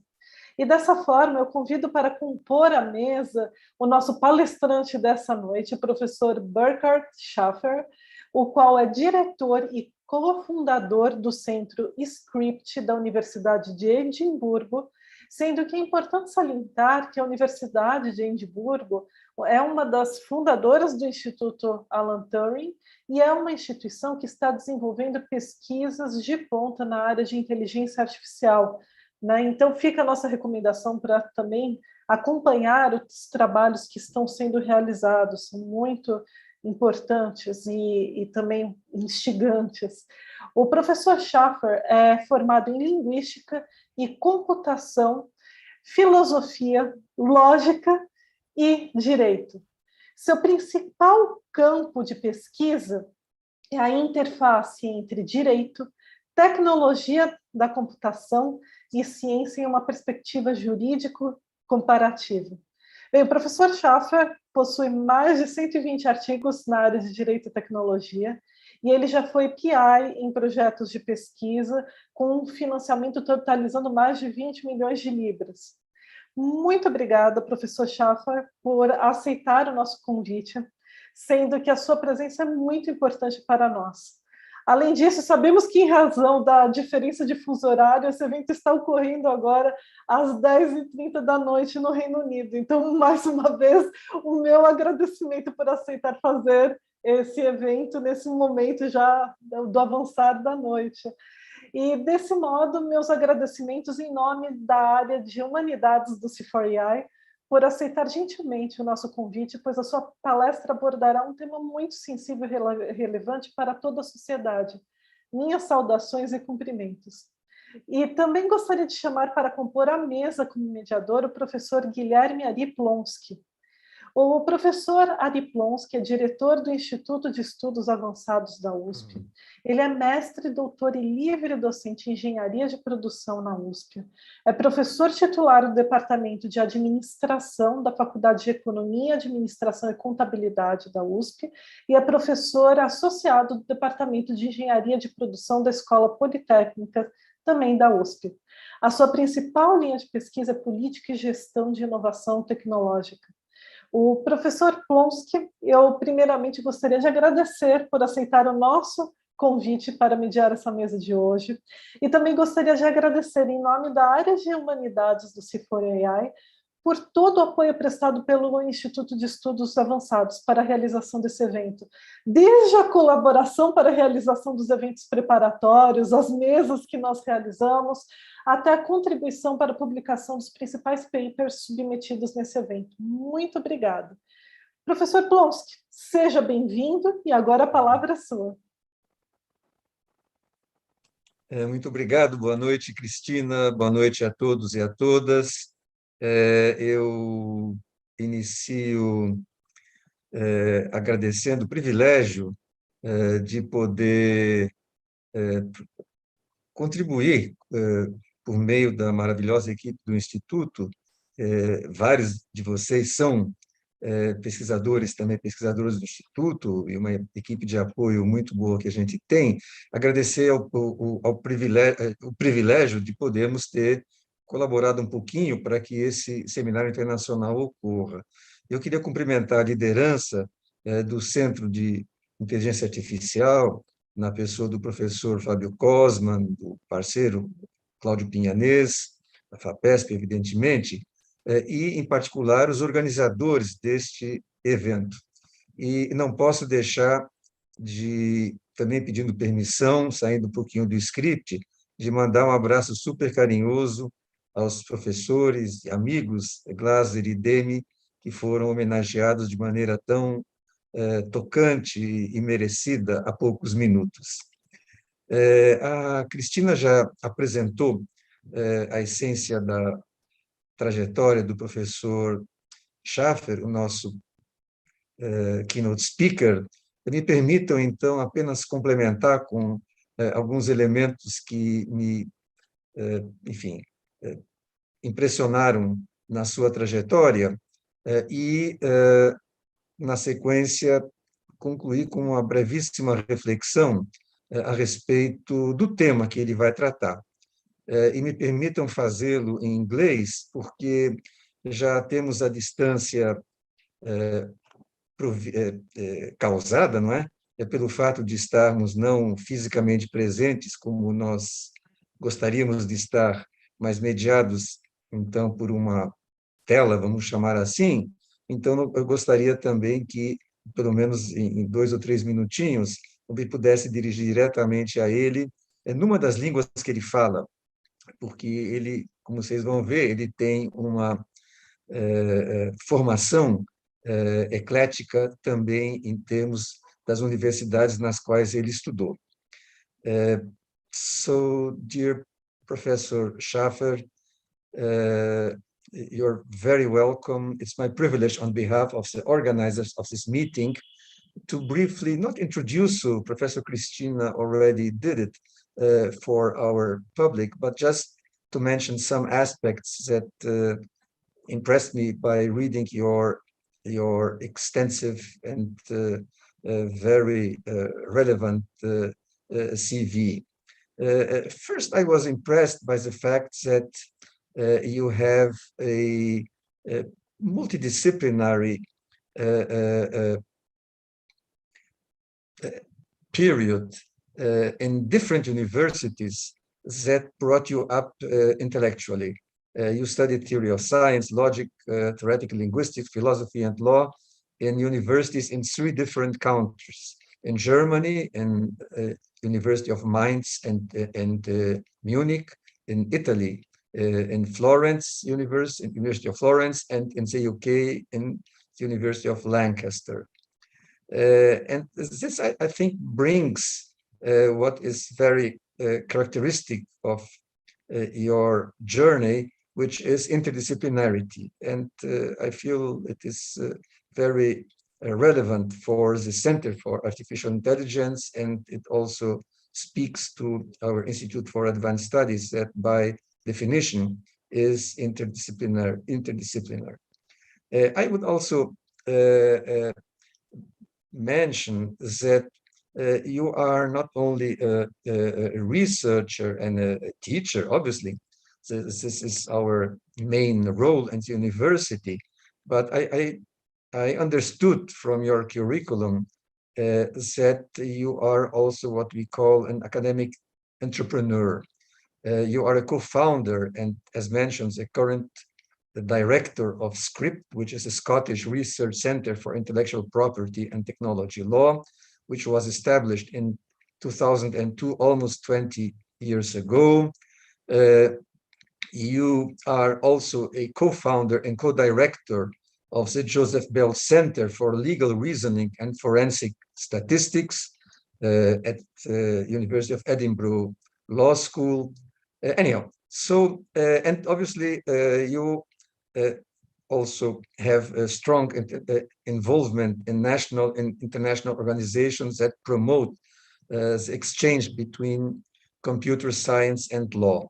So formally and on behalf of the organizers, I would very much welcome you to this seminar to be the keynote speaker, and allow me just to have a brief comment or a brief impression of the title, the very interesting title that you gave, High Risks at the High Court, Legal and Ethical Guidelines for Artificial Intelligence in the Justice System.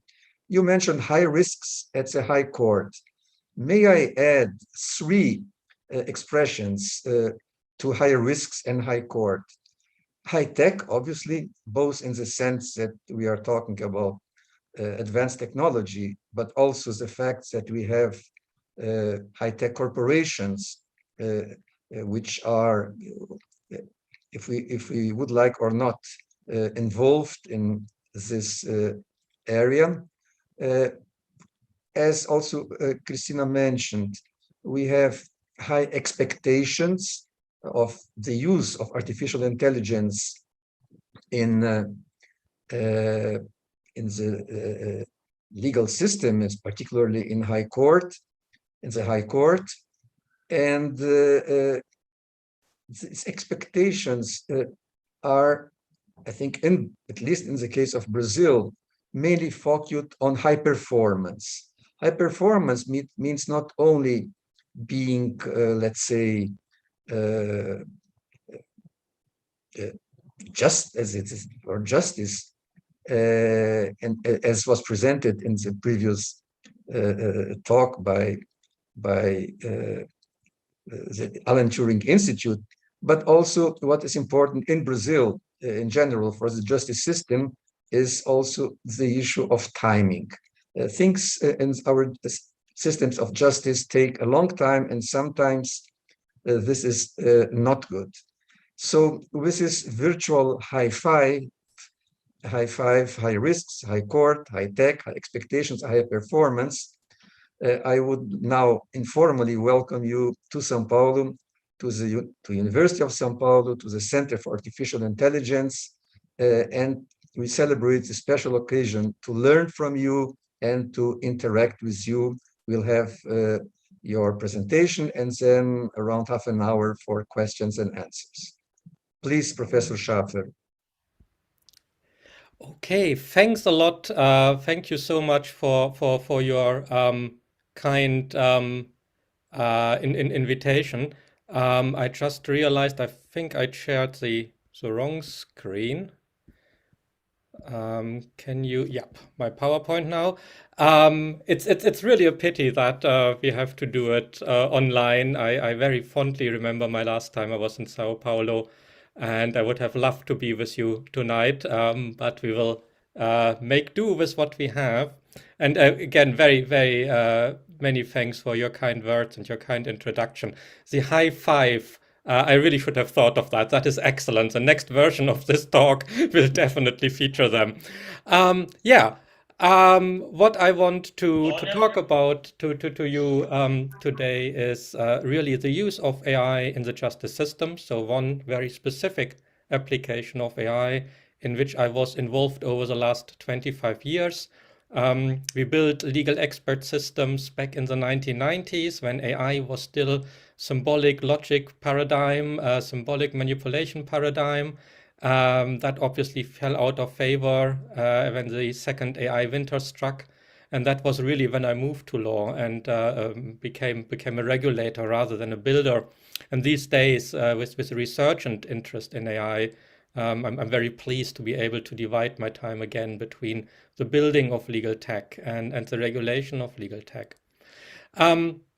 What many think of the greatest impact on AI and law, and one of these enduring images that we very often find in the popular press, is this notion of the AI judge. And here we get a particularly headline-grabbing picture. AI judge comes to the same conclusion as humans in human rights trials. That's a project that was able to predict, or so the authors claimed, the decisions of the European Court of Human Rights with a very high level of accuracy. And from that, many people deduced this will mean that even the most important part of judicial reasoning, the actual decision-making in a trial context, one day in not so far future will be outsourced to machines. And at the same time, while there's enthusiasm for AI reaching new heights, we are also accepting and realizing more and more that there are significant worries, and we have heard some of them in the previous talk, obviously. That is from the infamous Compass system that really alerted everyone to the inherent dangers of AI. That was a system used to determine the risk of reoffending, and with that introduced a component of automation in the sentencing process. And one of the things we learned when that data was analyzed more rigorously was that it had amplified and adopted some of the biases of the justice system from which it had learned, and in particular treated offenders from ethnic minorities much less favorably than comparable offenders from white constituencies. So on the one hand, we have the vision of an automated future. On the other hand, we have increasing recognition of the dangers that are inherent in it. This now asks us, I think, collectively, how can we use AI responsibly? What sort of regulatory framework do we need to maximize the benefits while minimizing the dangers? And one of the projects I was involved with was AI for People. That was an expert group convened by Automium, the European Institute for Science, Media and Democracy, a Brussels-based think tank with very close connection to the European Commission. And back in 2018, we delivered our first report, chaired at the time by Luciano Floridi, on an ethics framework for AI. How can we get a good AI society? And that first project really gave us some top-level general ethical principles that could be important for the responsible development of AI. And we followed that up with a second project that I'm chaired by Ugo Pagallo on a ethical framework for the good AI society, moving beyond abstract ethics principles to a more concrete approach to ethics governance, data governance, and AI governance. That was the second reiteration. And I would say, even if it sounds a bit self-laudatory, that these two reports had some impact on the Brussels thinking about the regulation of AI, partly because members of AI for People were also members of the high-level expert group of the European Commission that over the last 2 years then developed proposals for legislative reform. So moving beyond the ethics principle to something that has real bite, that comes with the weight of the law behind it, as we had indicated was necessary in some of these reports. And the latest outcome of that is the EU AI Act. That is a legislative proposal at the moment before the European Parliament. It hasn't been enacted yet, but there are good chances that over the next year this will become European Union law. And I will very, very briefly say a few things about the EU AI Act, partly to identify what I still perceive some of its shortcomings. It does follow some of the recommendations we made in these two reports, but I think it still falls short in some systematic ways of what we would want for AI specifically in the justice system. And then I'm going to talk about the third report we did for Atomium that I was chairing, and that specifically deals with law and the justice system as a field of application. So what does the EU AI Act do? It's a proposed regulation by the European Parliament. It is a sector-independent proposal, very, very few exceptions, such as the military. But unlike, for instance, the General Data Protection Directive, police and policing is explicitly included in its remit. It's an attempt to create a general framework for the development of AI, partly recognizing that one and the same algorithm can be used in quite a number of applications, and therefore also making it desirable to have a domain-independent regulation. It lays down harmonized rules for the development, placement, marketing, and use of these AI systems, so covering potentially the entire life cycle of a AI product. And the bit of the legal framework, just to the extent that it is necessary, the competency is Article 114 of the Treaty of the Function of the European Union. And with that, the overall objective, and we will have to come back to that, is to reduce the existence of current trade barriers with broad fundamental human rights concerns.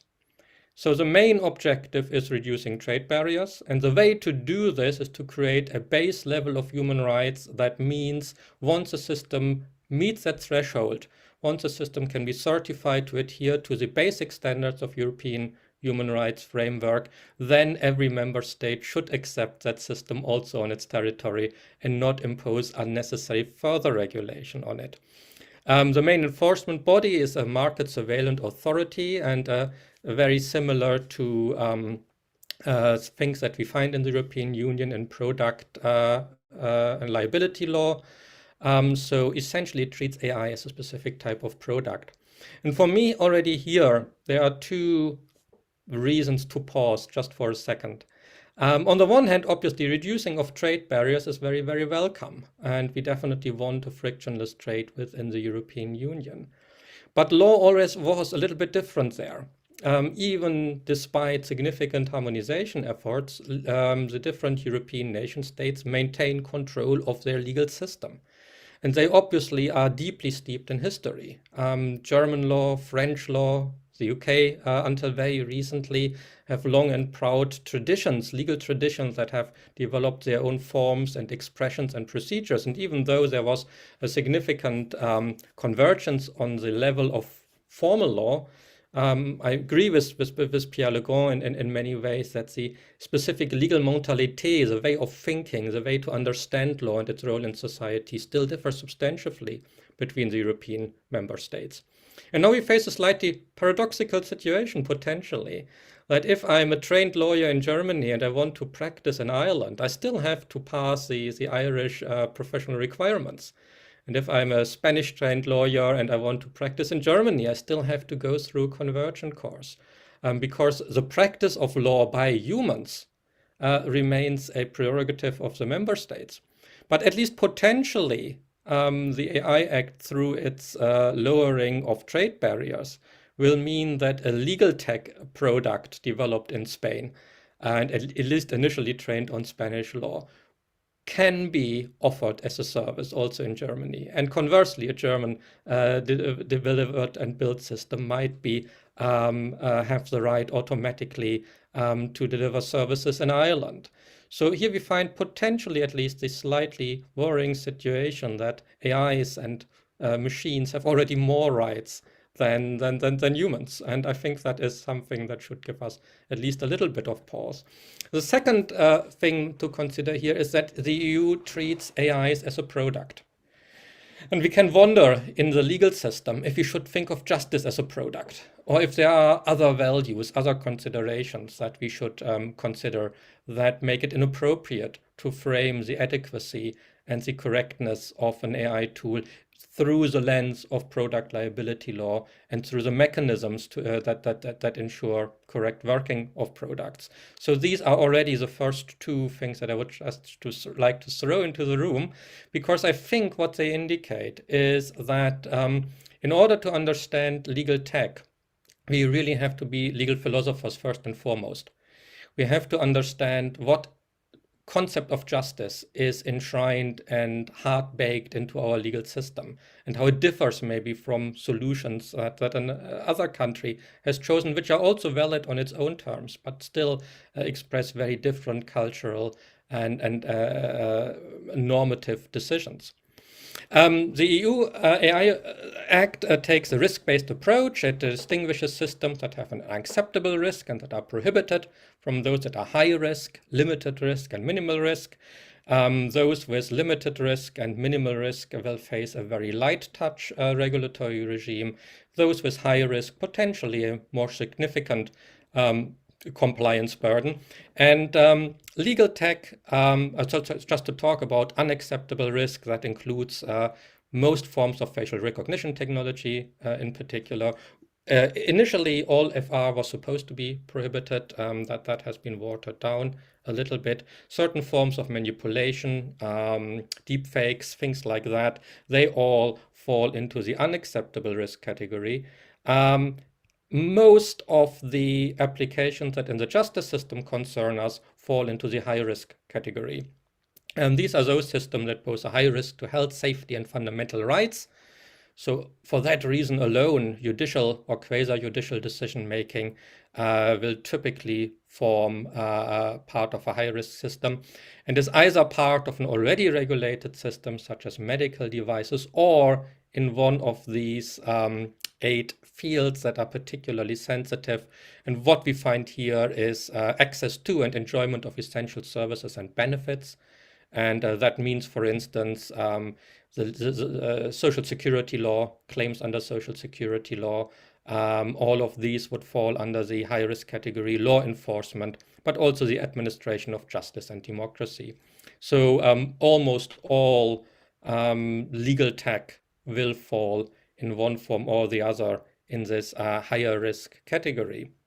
I'm going to go through the next slides relatively quickly, partly because it's probably easier just to read up on that later on, but it gives you a little bit idea of the flavor and the general regulatory approach the European Commission is proposing here. For a high-risk system, the manufacturer must undertake pre-marketing controls to establish product safety and performance. Again, the product liability approach here. They then have to get a CE mark. They need to get some quality assurance system on it that then ensures that they can move freely across the European Union. And the justification for that is that the manufacturer, having detailed knowledge of the design, production process, and so on and so forth, is best placed to carry out the complete conformity assessment procedure. Conformity assessment therefore remains the obligation of the manufacturer alone. So a massive influence here, an emphasis on the manufacturer of the AI system more than the user, and more than potentially the government agency that is using them. And that will be one of the things we are going to come back to. There are a couple of general obligations, creation of a management system, a documented risk management system that updates throughout the system's life cycle, quite a number of AI data quality criteria that need to be documented. An important role of standards, and that's another thing that is, I think, extremely important here. The European Committee for Standardization and the ECES are developing quite a number of quality standards for AI. And as long as a system can show that it adheres to these standards, there is a default assumption that it will get a CE kite mark, and therefore can then, without further regulation, be used across Europe. So here we find a situation where essentially a standardization body becomes the role of a de facto lawmaker. Not a parliament, not a ministry, but a professional standards organization. And that is perfectly adequate if we are dealing with automated cars or with entertainment electronics or entertainment AI. But I am rather concerned about the idea that a standard setting body that is entirely lacking democratic accountability will also set standards for technology that is used in the justice system.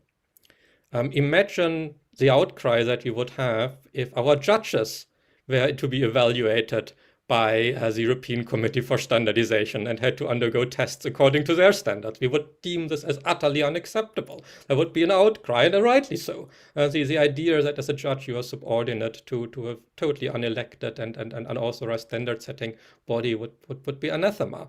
But with legal tech, potentially that is exactly the situation that we are facing, that compliance is thought not to the law, but to delegated standard-setting by an unelected body. So for these reasons alone, we felt that we need also sector-specific rules. We need to go beyond the approach that the EU chooses here, and AI for People had then the third iteration of its program. Banking and insurance, autonomous cars, media, law and legal services, energy, health and insurance. And I was responsible for the law and legal services part of that. And together with my co-authors that I'm mentioning here, Mary Hildebrand, Jakob Slosser, Ronan Kennedy, Elizabeth Staudecker, and Jamie Baker, we proposed 20 principles of ethical legal AI that try to find what is specific and unique about the law as a field of application and the specific challenges that can generate for legal tech.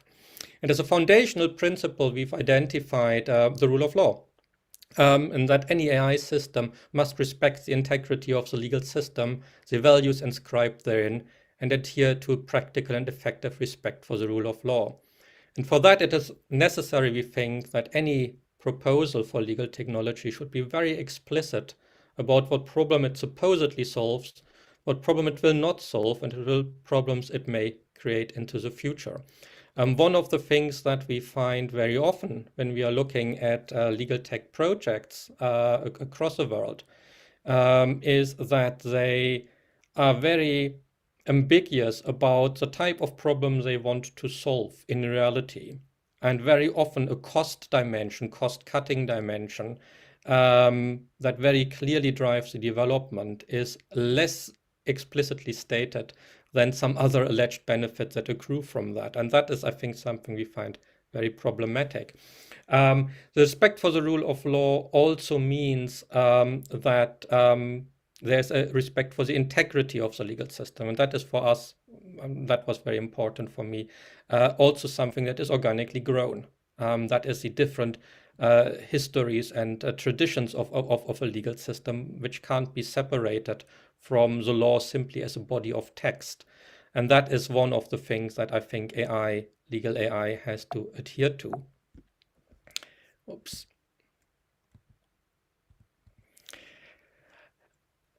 Oh, sorry. There's a standard disclaimer when we are talking about AI ethics. It was very important for us, and we said that at several parts of the document, that ethics is not a replacement for regulation, and that ethics normally starts when compliance with a law has been achieved. So I will adhere to data protection principles is not an ethical standard. Adhering to equality duty under the Equality Act is not an ethical requirement. They are legal requirements, and they shouldn't be repackaged as ethical requirements. So ethics for legal AI complements and does not replace a general legal framework for AI. But having said that, law is special here and different from a couple of other applications that we find. And the important thing is law is a regulated profession. That is, typically, if you are a lawyer, you are governed by the rules of your profession as a self-governing entity that sets its own standards and enforces them. So typically, you also have to adhere to the ethics rules of, say, the Law Society for Scotland.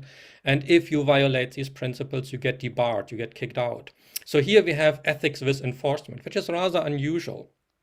So when I'm saying that ethics goes beyond the law and starts where compliance has already been achieved, I should say that diminishes or should not be seen as diminishing the important role of the professional bodies here. And again, that's where I think the AI Ethics Act gets it wrong by essentially putting these as third-party regulators out of the picture. We've seen the rules are directed to the manufacturer, not the user. And that means also in particular, it unburdens the lawyers or the governments who are using the legal tech from their own responsibility. And for a regulated profession, I consider that as utterly inappropriate. So in law, we are dealing here with this third type of regulatory agency, the professional bodies of the legal professions, and they should not be sidelined or undermined by a harmonized regulatory system. The stakes are particularly high. The trust in the justice system is also a precondition for social trust more widely. Once trust in the justice system breaks down, trust in many, many other systems falls with it. And trust in AI often is backed up by trust in the law. And that also means that once the AI starts to diminish our trust in the justice system, some of the other frameworks for AI governance also become precarious. And that leads us to one of the principles. I will probably not have time to talk you through all of them, but that's the principle of transversal impact assessment. The rule of law and the concept of legality transcend the binary relation between individual and state or lawyer and client and constitute a common good. Evaluating ethical risk of employing AI in law must therefore consider long-term detrimental impact on third parties and on the common good of living lawfully. What do we mean with that? I mean, I gave you at the beginning the slide that talked about predicting court decisions, one of these high-risk potential applications, knowing in advance how the court might decide. Now let's assume that the prediction of the AI is correct. And that is already a massive assumption here. But let's assume it correctly predicts the outcome of cases. That has benefits. It has a benefit for the client. I'm not investing time, money, resources in litigation that is hopeless. It has therefore also benefits for the justice system. It doesn't clog the justice system with hopeless or frivolous cases, potentially. So it helps me, it helps my lawyer, it helps the justice system. What's not to like about that? That sounds all brilliant. But that comes at costs and risks once we go beyond the binary relation between that specific client and that specific lawyer, and we look at the systemic risk for the rule of law in the legal system. For instance, we have a principle of public trial. It is important that the law is sometimes tested in court, that the decisions are communicated to the public, that it gets reassurance that the legal system still works. And the more cases are already blocked by an AI telling the parties, you don't have any chance at all that this will win, settle it out of court, it deprives the legal system of its fuel. It deprives it potentially of its lifeblood. And with that, a very important public function of the trial that goes beyond deciding one individual case correctly, the educational effect it has on society, the reaffirmation of shared values and understanding, that suddenly becomes also problematic. There's also the problem of ossification. AI always assumes that the past is a reliable guide to the future. And that means in particular that all these risk assessments, these predictions are made on the basis of past decisions. Sometimes what we find in the law is that the past decisions have to be revisited, that social mores change, that societal understanding of certain rules is changing. And very, very often the courts were here ahead of the legislator.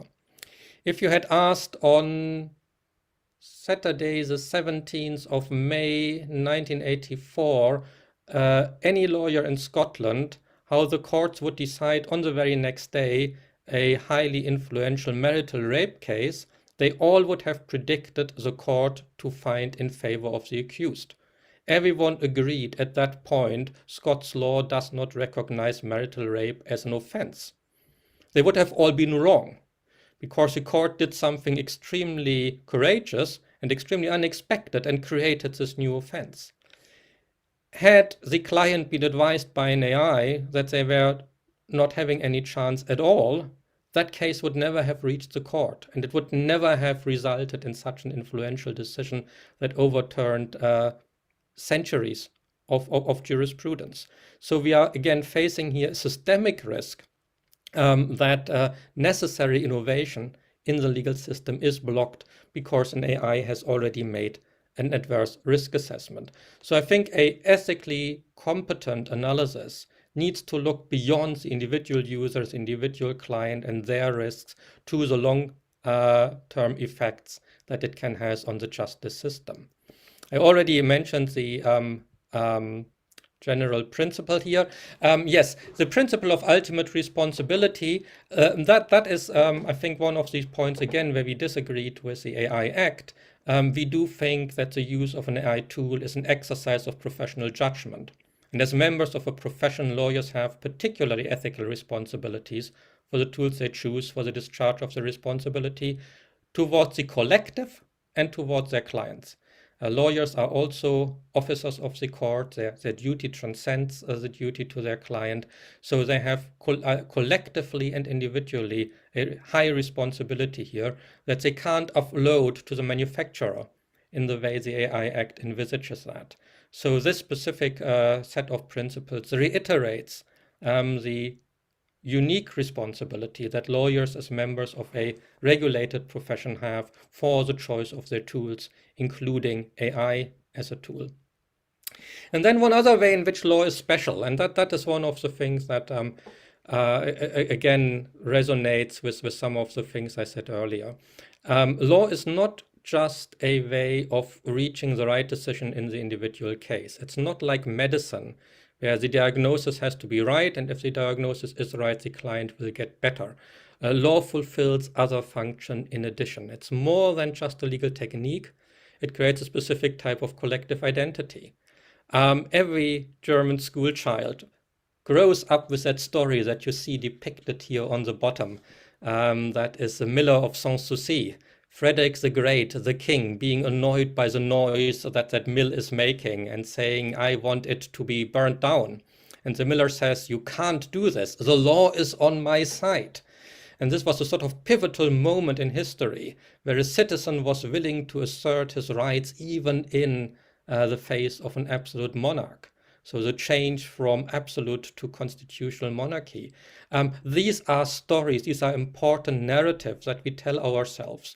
And it is unclear how they can be maintained once we outsource more and more of these activities to machines. There is a reason that our judges dress formally in the way that they do in the picture above. And I tried to find a little bit or remind a little bit about Brazil in that context. And one of the people in Brazilian legal history that I found utterly fascinating was Lucio de Mendonça. I'm sorry for my butchering his name here. And as you know, I mean, he grew up as opposition to the monarchy, one of the people who pressed for reform to become a republic, got into trouble with the law because of that, was, I think, barred from the university, but when Brazil became a republic, eventually became also member of the Supreme Court, and in addition, founding member of the Academy of Letters, and he was, I think, also an accomplished poet himself. Now, regardless how good a legal AI will be, it will never be able to, in addition of being a competent judge, also write poetry, because AIs still tend to be very subject-specific idiot-savants. They will know one thing, but not another thing. And I think if you look at influential judges like Mendonça, we see how their life history shaped their jurisprudence. How the experience of having opposed the monarchy changed the way and shaped the way he was responding to the law. And replacing someone with such a rich life history by something that doesn't have a history, that is decontextualized, I think we are losing an important aspect of what we expect our justice system to deliver. Now, we all know that justice is supposed to be blind. And there's a certain irony in here, because he actually got blind towards the end of his days. And at that time, that meant he had to withdraw from his role as judge, which I still find rather strange, given that in a way that adhered to a very old principle of law. And here we can see some of the potential for AI, because what AI allows us to do increasingly is help people with disabilities, for instance, to maintain their productive life. So here we would have a possibility not to replace him as a judge, to reinstate him as a judge through AI by augmenting his capacities and his facilities and allow him to continue in a job for which he was immensely qualified. So here we see, I think, a little bit of the Janus phase of technology as an enabler, but also potentially as a barrier. And that's, again, for me, is this principle of cultural embeddedness. Legal AI takes place in an environment with significant power differentials, and responsible development and employment of AI reflects on these structural conditions and protects against unfair redistribution of risks and benefits. And more ambitiously, AI in law should aim to reduce existing power imbalances. So going back to the first slide before, physical disabilities, obviously, that gravely and unjustly, I think, excluded him and others from the profession. Using it to overcome that hurdle is a extremely worthwhile approach. And with that connected the principle of equal access to the law, that legal technology should always strive to maximize access to legal sources for all, and it should in particular be used to widen access to groups that have historically faced significant access barriers. It must not lead to new obstacles, including technological and economical obstacles. Design for accessibility that considers a wide range of disabling factors in close consultation with the affected communities is central for ethical legal technology. And alternative modes of access have to be preserved for those who cannot be accommodated any other way. So what we mean with that is, what are the dangers here? Well, one of the dangers is that if our legal databases and the legal AI tools to search them are commercially owned, LexisNexis, Westlaw, do we face a situation where you have to pay as a citizen to know what the law is? And I think that is always unacceptable. We can't give private ownership of a public good as the law. But obviously, those who develop the AI systems also want a business model that is feasible. So here we face a real issue here. How can we reconcile copyright protection with that principle of equal access to the law, when the gatekeepers of the law increasingly become technology companies? As you said in the introduction, the high the force high that you identified, the high-tech companies here as one potential issue. We can use technology to increase access, to help people who find the law unintelligible, to translate it into something that they might find easier to digest. That would be a highly ethical use. But we also face the difficulty that suddenly people who are not able to use a technology feel themselves excluded. And that is, for us, one of the key issues here that technology has to solve. And the only example I want to give, and I have to finish my talk there, but it's one about which I feel very, very strongly, is the question of AI and languages. In the UK, we have two legally recognized minority languages, Welsh and Gaelic. And in addition, at least under the European Charter for Minority and Regional Languages, Scots is also protected as a fourth language. Increasingly, we have data models for English, and we have search engines for English, and we have digitization projects for the English language version of our core sessions, but we do not have the same AI models for Welsh and Gaelic, simply because there are fewer speakers. Data-driven language models work best if you have huge numbers of speakers, so it works well for English, it works for Spanish, it works for Chinese, but the moment you have a language with very few speakers, it becomes much, much more difficult to build an appropriate AI system. Now here we have a legal requirement that our legal sources must be, as a matter of national law, available in Gaelic. But we face a problem to have robust language models for that language.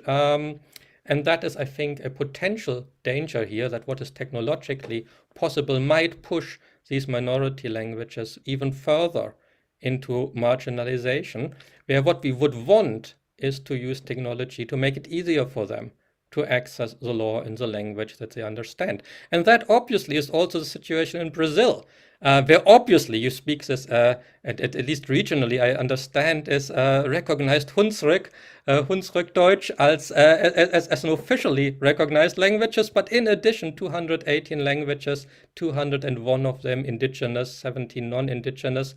I don't tell you anything new here, but here we face a real issue of how could we potentially use AI to increase access to justice, to legal sources for people of a huge range of minority languages, making the law visible and accessible for them, and at the same time facing the problem that AI-driven language models tend to prefer those with huge numbers of speakers.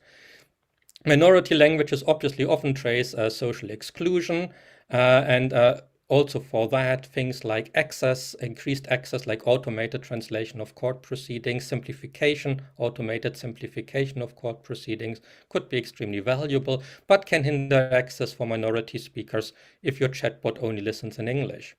We have the problem that female voice AI reinforces biases, as a UN report has shown. Alexa speaks like a woman, but she listens like a man, and that is, she ignores women when they talk. So we get gender as a potential exclusion here, and with that also massive issues with barriers in the language models. So again, I'm just flagging this up to show how the cultural embeddedness of law and the tracing of fault lines of social exclusion pose massive opportunities for legal tech, but also massive dangers. And because I'm reaching more or less already the end, I'm obviously not able to work through all of this. Just one final thought from me, what this means for us as teachers and educators of law in an age of AI. And what it means for me, and that's why I intentionally gave you examples which had less to do with legal reasoning, that had more to do with language translation or with tools that allow you to see again. I don't think that we necessarily need to teach coding for lawyers, but I do think that we need to teach more and maybe a differently taught jurisprudence. Sorry, don't know what went wrong there with my writing. I think that the questions that jurisprudence always asked are exactly the type of questions we now need to reconsider in the age of AI. We have to ask ourselves, what standards do we evaluate the AI against? What makes a good, virtuous judge? That is the benchmark for a legal tech. And that requires us to reflect about the virtues and what we mean with a good lawyer. And that is obviously the perennial question for legal theory. What do we mean when we say the AI gets it right? What is the nature of legal knowledge? Is it really predicting what the courts say, which is a very common law approach?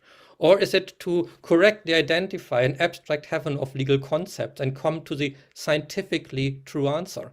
A very civilian approach to AI. We have to rethink again what it means to say to have knowledge of the law when we want to evaluate legal AI correctly. And with that, we have a very, very different mindset from the one that the European Union proposes here. The European Union, as I said, thinks of AI as a product, as something that can be bought and sold, and that works for many applications, but it doesn't work for justice. And in justice, I think we need lawyers who, on the one hand, understand these opportunities of technology, but are always able to challenge it and to reevaluate it from the perspective of a perennial jurisprudence. Thank you for your attention. Dear Professor Schaffer, thank you so much for the fascinating presentation. If I may use, borrowing your last slides about minority languages, an expression that will be understood by a minority of the attendants of this seminar, es war hervorragend. May I say that you presented in a very apparently simple but a very sophisticated way main concept and questions about this what you said, this relationship between artificial intelligence and law. And may I, as people are thinking about questions, may I pose you one question about something fascinating, which is the issue of innovation. It struck me that your case that you mentioned on the court, in the Scottish court, about the sexual violence of intimate partners, a bit marital violence, that technology or technological innovation might avoid legal innovation to happen. And as you are a person, because of your background, because of your academic background, your experience, you are a systemic view person. How should we deal with this issue of innovation, which we believe is important for the advancement of society, in a way that can accomplish or open space or have a convergence between different dimensions of innovation? I don't know if I could make myself clear, but it struck me. Absolutely, and it's a really interesting and very, very difficult question for me. The first thing to notice, I said AI is inherently conservative to a certain degree. It learns from the past. And that is, in the legal context, not a bad thing. I have to re-emphasize this, because sometimes it might almost seem as I'm going too far in the opposite direction. Things like the doctrine of binding precedent and knowing the rules in advance, all of these things are extremely important for us to live lawfully, to have a life secured in our rights requires that the law remains predictable. And that means that it also has to look back.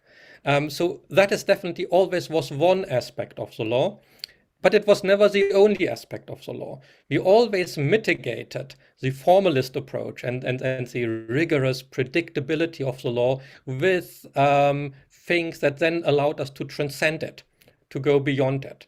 So, for instance, we have harsh punishment, but we also have the possibility of mercy and amnesties, sometimes used through discretionary judgment by a politician, to balance this out, the rigor of the formal law and the need to be humane and to give justice in the individual case. And innovation falls into that same gray area. We do not want lawyers to be too innovative. And we don't want them to be innovative all the time. We need a degree of predictability, but it mustn't overtake and overwhelm all the other aspects of the law. And how to ensure that in a technological environment is really difficult. My feeling would be that there's a danger that the increased use of technology emphasizes one aspect of justice at the expense of all the other aspects. And one other of these other aspects is being creative, recognizing that a new solution is needed, going beyond this. There was a really interesting moment when Sotomayor was in the hearings for being a Supreme Court judge in the US, where she said, okay, on the one hand, I bring my life experience to that. It's time for having a wise old Latina on the Supreme Court, as she put it, because my life experience matters. But I'm not just my life history. I'm not determined entirely by my past. As a judge, I can reflect upon it. I can realize where I'm coming from, and that allows me to transcend it, to go beyond it. And both is important. Both the being rooted in the past, having my life history, my life experience that I can bring to the case, and the human ability to reflect about that and transcend it. AIs only have, if at all, the first ability to reason about huge data from the past and then predicting how the future should look like. But this moment of stepping back, holding for a moment, reflecting, and then transcending what they've learned, that they don't do. How can we solve this problem? I don't know. To go back to your question, I honestly don't know what the right governance structure for that would be. The only thing I would point out is that the notion of AI as being non-creative is challenged from a very different field. We now get creative AIs that compose music, that write poetry. Australia has just accepted an AI as inventor on a patent application. So there are fields of AI where we search for innovativeness and novelty. And one interesting future research project that we are working on in Edinburgh a little bit is to see if that type of AI can also teach us about innovation in the justice system, to understand better what we mean with good creativity by a judge. Under which conditions is a judge not just crazy and weird and odd, but creative in a good way? And that is a really, really difficult question. Thank you. At the end, you mentioned, and I never thought about that creativity has some connection with cholesterol. You have the good and the bad one, yeah? Yep. Okay. I'm not sure that, yes, we have a question of Barbara Nascimento. I may read it. Do you think the observer can change the observed object? If AI observes trials and reads, quote unquote, judges, do you think judges will be affected by the predictions? Is this a problem? Yes, I mean, I think that is always a danger. The use of technology, if you like, changes the ground rules, and that potentially then affects behavior of the person who is observed. I think that was part of the reason why France actually enacted a law prohibiting the profiling of court decisions against a specific judge. So France has a very specific, rather unusual law in that respect that says data mining of court decisions is not permitted if it is used to predict how an individual judge will decide. And part of the jurisprudential reason behind that is in the French tradition, it is the court that decides rather than a judge. In common law countries, judges proudly put their name to the decision, and even the dissenting opinion have the name of the judge. That is, I think, in the civilian tradition. I think Brazil, it would be probably the same, still rather unusual. Normally, it's the court that decides, the people that decide. It's not the judge that decides. And to some extent, what the French system wanted to do was to preserve that fiction, if you like, or that concept of justice. But they also wanted to prevent, I think, exactly what your question was worried about, that judges start to write for the AI, that they write in such a way that the AI understands them correctly and doesn't say, oh, that judge is terrible or biased or for some other reason not good. And I do think that that is definitely a problem, that it might affect the way judges behave. There's a second aspect to this, and this goes back, I mean, we had similar ideas in the 1970s. In the 1970s, when we first had digitization of court decisions, machine-readable court decisions, the technology of the time wasn't able to deal with the complexity of human language particularly well. So some people said, it's a fault of the judges, not of the technology. They just have to write differently. They should write simple subject, predicate, object sentences so that the technology can understand it. And I think there are, again, initiatives in that direction that say we shouldn't get better technology, we should change the way we behave so that it becomes easier for the technology to work. And that, again, might have very negative consequences to it because it forces people to adhere to the technology rather than the other way around. So I would say you're absolutely right. There is definitely a danger that once you are aware that your decisions are going to be analyzed in that way, you will write them differently. Thank you, Professor Schaffer. Klinger Souza poses also an interesting question. In Brazil, a German legal principle became kind of famous. It is the domain of fact. Maybe it does make sense in Germany, but in Brazil, it produced a lot of controversy. Can AI help us, help to protect us from this type of imports? I would say probably the opposite, I'm afraid. I mean, again, simply because if you look at the reality, and that was Professor Plonsky in introduction, there's a danger of the big international companies as well. Their business model will be, if that works in my main market, and my judges and my lawyers in my main market are happy with my product, then those in my secondary markets will just have to live with it.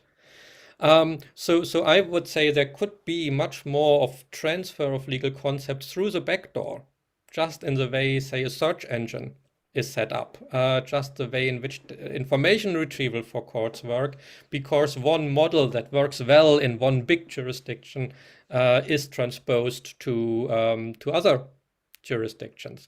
Legal transplants are always dangerous. They're always difficult. We had an interesting project a long time ago. A PhD student of mine from Mexico. She tried to develop an AI to teach judges who had been brought up with a much more continental European model of adjudication, more German and French than Anglo-American, and now who had to retrain for the adversarial system that became much more dominant in Mexico in recent years. And that requires a very different mindset. And what we tried to find out in that project was, can AI help them to start to think in this adversarial way, which is very different from what they were used to. And in that sense, I think AI can sometimes help. It can sometimes be a good training resource. Preventing a legal system from ill-advisedly adopting substantial law from another country, no. I don't see an immediate way forward. Again, possibly, if at all, the other way around, by having automated machine translation available, foreign law becomes more accessible. And with that, the ability to borrow from foreign law, to learn from its experience, becomes easier rather than more difficult. And I totally agree with your point. Legal transplants very, very often do not work and cause unexpected responses in the receiving body that just can't work around that odd context. So potentially, again, we have here an advantage. More legal knowledge becomes available, but also systematic risk that ill-advisedly concepts are now flowing across borders. Thank you, Professor Schaffer. We are approaching the limit. Professor Arbik said that I'll be dismissed if we abuse because of the time difference. But another point that struck me has to do with this issue of regulation and law. It means norms, standardization, and laws. Let me introduce by making a connection with this last question and your answer with the issue that has to do strictly with regulation or with norms, which is the issue of building certifications, a sustainable building certification. There is a world system very much adopted in the world that was developed, let's say, in the Northern Hemisphere, not to mention any specific country, and that evaluates, gives points to a building to consider sustainable or not, according, for instance, to the energy matrix that is used in those countries. So, for instance, in a typical country, on that country specifically, that where the standard was developed, using gas is something positive because it's not coal. Mm. But in a country such as Brazil, we have better solutions. So by using gas, it should be, in some sense, maybe not evaluated in the same way. Now, the answer at our university was to develop, and it's obviously not as widespread as the other one, but it's already used in other countries, just a different standard that is here. So in this complicated environment of standardization, which is very also, anyhow, very interesting because it's multi-party, but also very subject to influences, my point is, if this apparent controversy between the law operators and the operators of standards doesn't anyhow bring the idea of the barber's paradox. It means the law operators are kind of barbers. I mean, I judge about that, but it's not for me. So maybe you can end with some comment about that. Yeah, I mean, as I indicated, one of the problems has become that so much of the regulatory power is yielded by standard-setting bodies, and that's not just in obviously in the AI field, environmental, as you said. In the UK, we just had this major problem with the Grenfell fire in London, where the UK developed its own fire safety standard that was informed by UK experience in the Second World War, really, and didn't fit any longer to modern buildings and the risk profile of modern buildings. Thinking about AI in this context, I think you are right that it has both dimensions, like the barber who doesn't shave himself. Not that the two of us would shave, obviously, but the self-reflective use of these standards here, and against what we want to evaluate something, and against what we want to evaluate technology, and everything that is not measured any longer doesn't count any longer. I think that is this great risk with all of these standards, that by designing a metrics, we lose the ability to trace all the values, all the things that matter for us that can't be quantified. I'm just came out today from a conference that we are having here in Edinburgh on military AI and battlefield robotics, and we have exactly the same problem there, that if the standard says the only thing that you want to optimize your AI against is the speed of decision making, all the other values that you might want to have as a good commander become irrelevant, and you don't notice them any longer, and you don't articulate them any longer. It's the same with legal AI. Very often it's speed that is the evaluating factor, and that is something we often might not want. And there's one nice example in that context. and it really reminded me of what you said about the paradoxical application of an environmental standard in one system that has the opposite effect in another. One of the key selling points for legal tech very often is it will deliver justice faster and with fewer costs. And there's a huge positive thing in that. Access to justice should be cheap to a certain extent, and it should be fast. I shouldn't have to wait for justice too long. On the one level, that's absolutely true. On the other level, think about a world where I can sue my neighbor very, very quickly by taking out my mobile phone and right-swiping him and pressing a button, and automatically a letter is generated that says you played music after 10 o'clock, or you didn't put the garbage out when you were supposed to. Stop doing this or I sue you.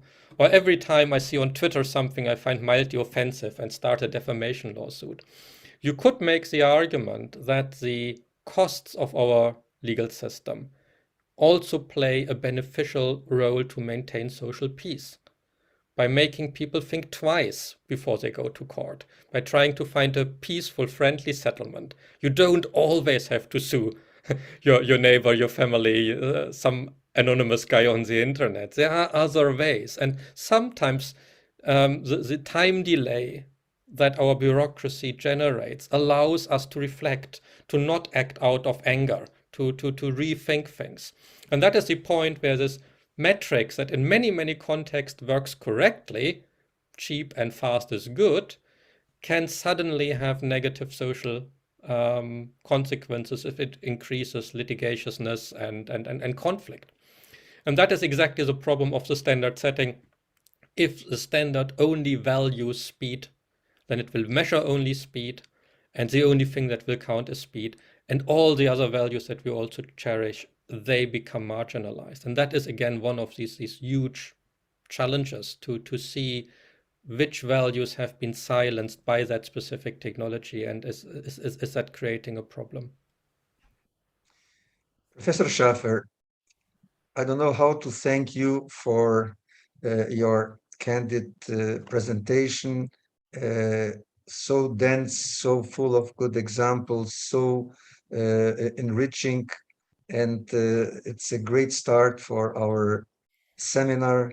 We hope to see you, yes, in São Paulo, and we'll make a high five. And thank you so much. We wish you a happy ending of this year, and a happy new year that we hope will have less troubles than we have had during the past 2 years. And again, thank you so much on behalf of the organizers. It was great to know you and to hear from you, and we are sure that this dialogue will continue, and it will be a pleasure to continue to participate in more events and have you in other situations. Thank you so much. Thank you for the invitation. Happy Christmas, Happy New Year to all of you. And as you said, hopefully sometime soon together in the physical form, either in Edinburgh or in Sao Paulo. And Edinburgh is a great city. I had the pleasure of knowing yes. it. A bit rainy, but other than that, fantastic. Okay, thank you so much. Thank you. Cristina, may I give you back the mic? Ok.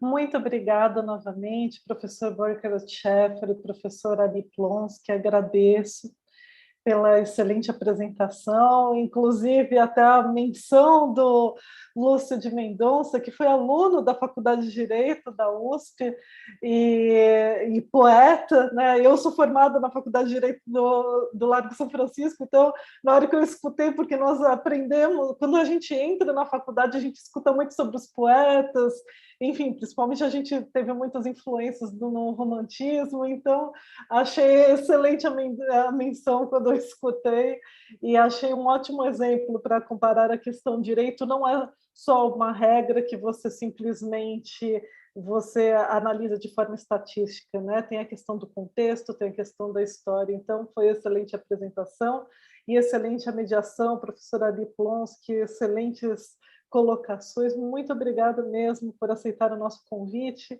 e foi excelente o debate. Bem, a exposição e o debate foram excelentes e tenho certeza que influenciará a pesquisa e as reflexões de muitas pessoas que estão acompanhando hoje. E eu também gostaria de agradecer a todos que nos acompanharam como ouvintes, convidados, palestrantes e homenageados. E eu queria aproveitar para lembrá-los de que amanhã iniciaremos as nossas atividades às 8h30 da manhã na mesa mediada pela professora Renata Wasserman, integrante do Comitê de Inclusão e Diversidade do C4AI, sendo que ela está realizando um trabalho fantástico para que possamos cumprir o nosso objetivo de construção de um Estado justo, inclusivo, plural e livre dentro do C4AI, né? A gente está buscando cumprir essa missão de uma IA responsável e inclusiva, sendo que a mesa mediada pela professora Renata Wasserman contará com a palestra da professora Keely Crock, da Universidade Metropolitana de Manchester, que falará sobre a construção de uma IA confiável. Bem, com isso, nós encerramos a sessão de hoje. Novamente, muito obrigada a todos e até amanhã.